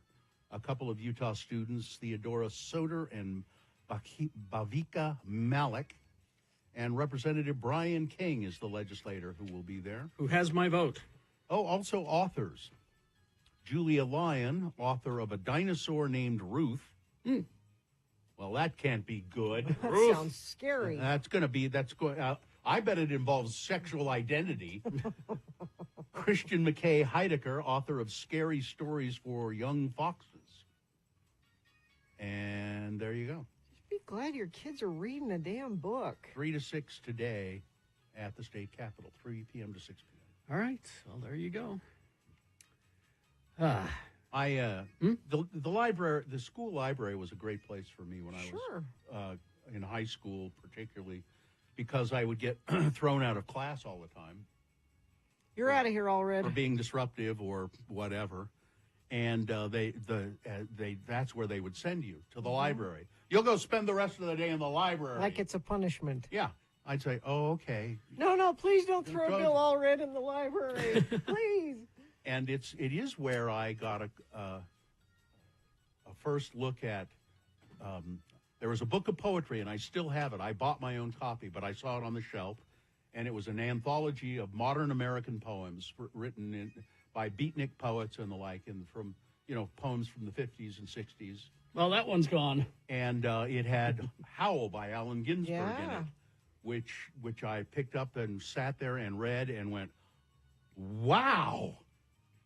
And it changed my outlook on things and my opinions, and probably in a way that the Utah State legislators, it changed my opinions in a way that they would hate. The books that end up on library shelves, and we've had librarians on our show. We have a couple different favorite librarians, friends of the Radio from Hell show. I love all librarians, except the ones that go, shh. But they go to school to learn and become experts on books that should be on library shelves. Those books don't just end up there. They're selected. Each book that you see in a library, there's a reason it's there that's been studied and thought about. And, there's books that are good for certain ages, and the librarians know this. This really gets to the point of, when I say that book of poetry, and it's a book of, I don't know, there are probably 200 or 300 poems in it by various poets and artists and so forth. It changed my thinking about things. And it changed my thinking in a way that they don't like. That scares the hell out of them. They don't. But give me an like. example how it changed your thinking. Well, it's hard to be specific about that because it's philosophically. Is that poem long? Like, could we read it? Howl, it's very long. Mhm. I saw the best minds of my generation destroyed by madness. Starving, hysterical, naked, dragging themselves through the Negro streets at dawn, looking for an angry fix. That's sort of what it's, you know. But No, I mean, it's very what long. it does is it shows you a larger world with different ideas and thoughts and philosophies, and that scares the hell out of them. See, I want my kids to have that. Yes, you do, because you are a thoughtful person. I don't want my kids to just go along with what I think and say and do. I want them to find out for themselves. You know, I kind of feel bad that my kids grew up without any religious training whatsoever. Mhm. Because, not that I want them to be religious people, but because there's so much, the foundations of literature and art and the foundations of lawmaking has a great basis or a great foundation in religion. You can have an understanding of religion Exactly. without being religious. Exactly. That's exactly. I'm glad that I've read most of the Bible. Yeah, I mean, it's important to know the classics, the references. Yeah. You know, there are a lot of good, stories in there that teach you lessons. Yes. And I am glad that I've read the Bhagavad Gita or parts of it. anyway. Exactly. I'm glad that I've But read. see, they don't want you to think about that one, though. I'm glad that I've read parts of the Quran. They don't want you to think about that one, though. No. But isn't it important, parents, if your kids are growing up in this world where there are people who the Quran, that is their religious book, for your kids to understand, they don't have to convert to that religion, but understand when you're going to be interacting with people in the wider world, not just be in your little bubble here. But you see, if they read the Bhagavad Gita, it may make them question everything else. Is what they're worried about. And I'm like, so what? I tried to become a Buddhist. It was too hard. Can I get a religion for the lazy too man? hard. Something for the lazy. You'd think Buddhism would be the one for the lazy. It's just a lot of sitting around and thinking. Yeah, here's a Tibetan Buddhism is really hard. Zen is maybe a little lighter, but Here's a text from our friend librarian. Yes, collection development is a long process. Lots of people involved, hours of studies of books, reviews, audience analysis. Books don't just end up But that there. can be undone because of 3 people. I don't like According to this on new my law. Facebook page, one of my Facebook friends said, this is a dirty book. This is a nasty book. And that's all that it takes. They don't have to do any research into it or anything. It's just I saw on Facebook that, and that's all it takes. I'm not glad that I've read some of the writings of the Marquis de Sade. That didn't make you a better person? Well, it didn't. But didn't make me want to be. ruin you. It didn't make me want to become a sadist. You mean you can read things that don't change you, that don't make you want Yes. to do things? Yes, you can. It's just something to add to your collective knowledge? I've read things that I think are hideous. Yeah. But it didn't. I don't think it turned me into a murderer. But or these people are convinced that if a kid reads a story about a gay couple, that's all it's going to take. One book. Well, but my question to them is, how many straight books has the gay kid read? And not turned them straight. I don't know. I don't know if they're necessarily afraid that it will turn a straight kid gay. I think that they're concerned that it will make straight kids more tolerant of gay people. I've overheard them talk, and what they're convinced is the grooming stuff is that this is trendy. Yeah, kids are doing it because it's trendy. It's not because they truly feel that way. Yeah, they want. It's so trendy they want to get beat up. That's how trendy it is. No, it's not. These things happen. When did you realize that you were straight? I asked them. And what's the date or book that you read that made what's you the book that made you straight? No, I've just always been this way. Well, exactly. So, all right. Shall we do the promo? Okay. Get out of here. Tuesday's Radio from Hell show is full of holiday advice. What should you cook for Christmas dinner? Need 8 gift ideas for Hanukkah? How to navigate thorny topics at the family party. Be ready to call tomorrow morning about 7:45, 877-602-9696 for holiday advice. Radio from Hell, we're licensed radio professionals. Tuesday morning here on X96. Like they can give advice, you know, like the... Are we giving advice? Or are we asking for advice? Are we asking for advice? I don't know. You wrote the promo. Oh, I thought we were offering advice. I thought we were asking for tips. It can go both. It can go both ways. Go both ways. All right. Radio from Hell. We go both ways. Sure. Well, I used to when I was younger. Let's see. It'll be our last day in studio tomorrow. That's true. Our last day in the office is tomorrow, and then we're on location Wednesday, Thursday, Friday. Wednesday at Chevrolet up in Ogden, John Watson Chevrolet. Thursday and Friday at the homeless shelter, broadcasting. Yeah. And then we're off for 2 weeks. We'll be back on the 6th of January. So good. Plan accordingly. I think we're good. Fine job as always, Katie. Live long and prosper, bitches. Well, don't you know who I am? I was bracing for underbitch. Artie Fufkin is next.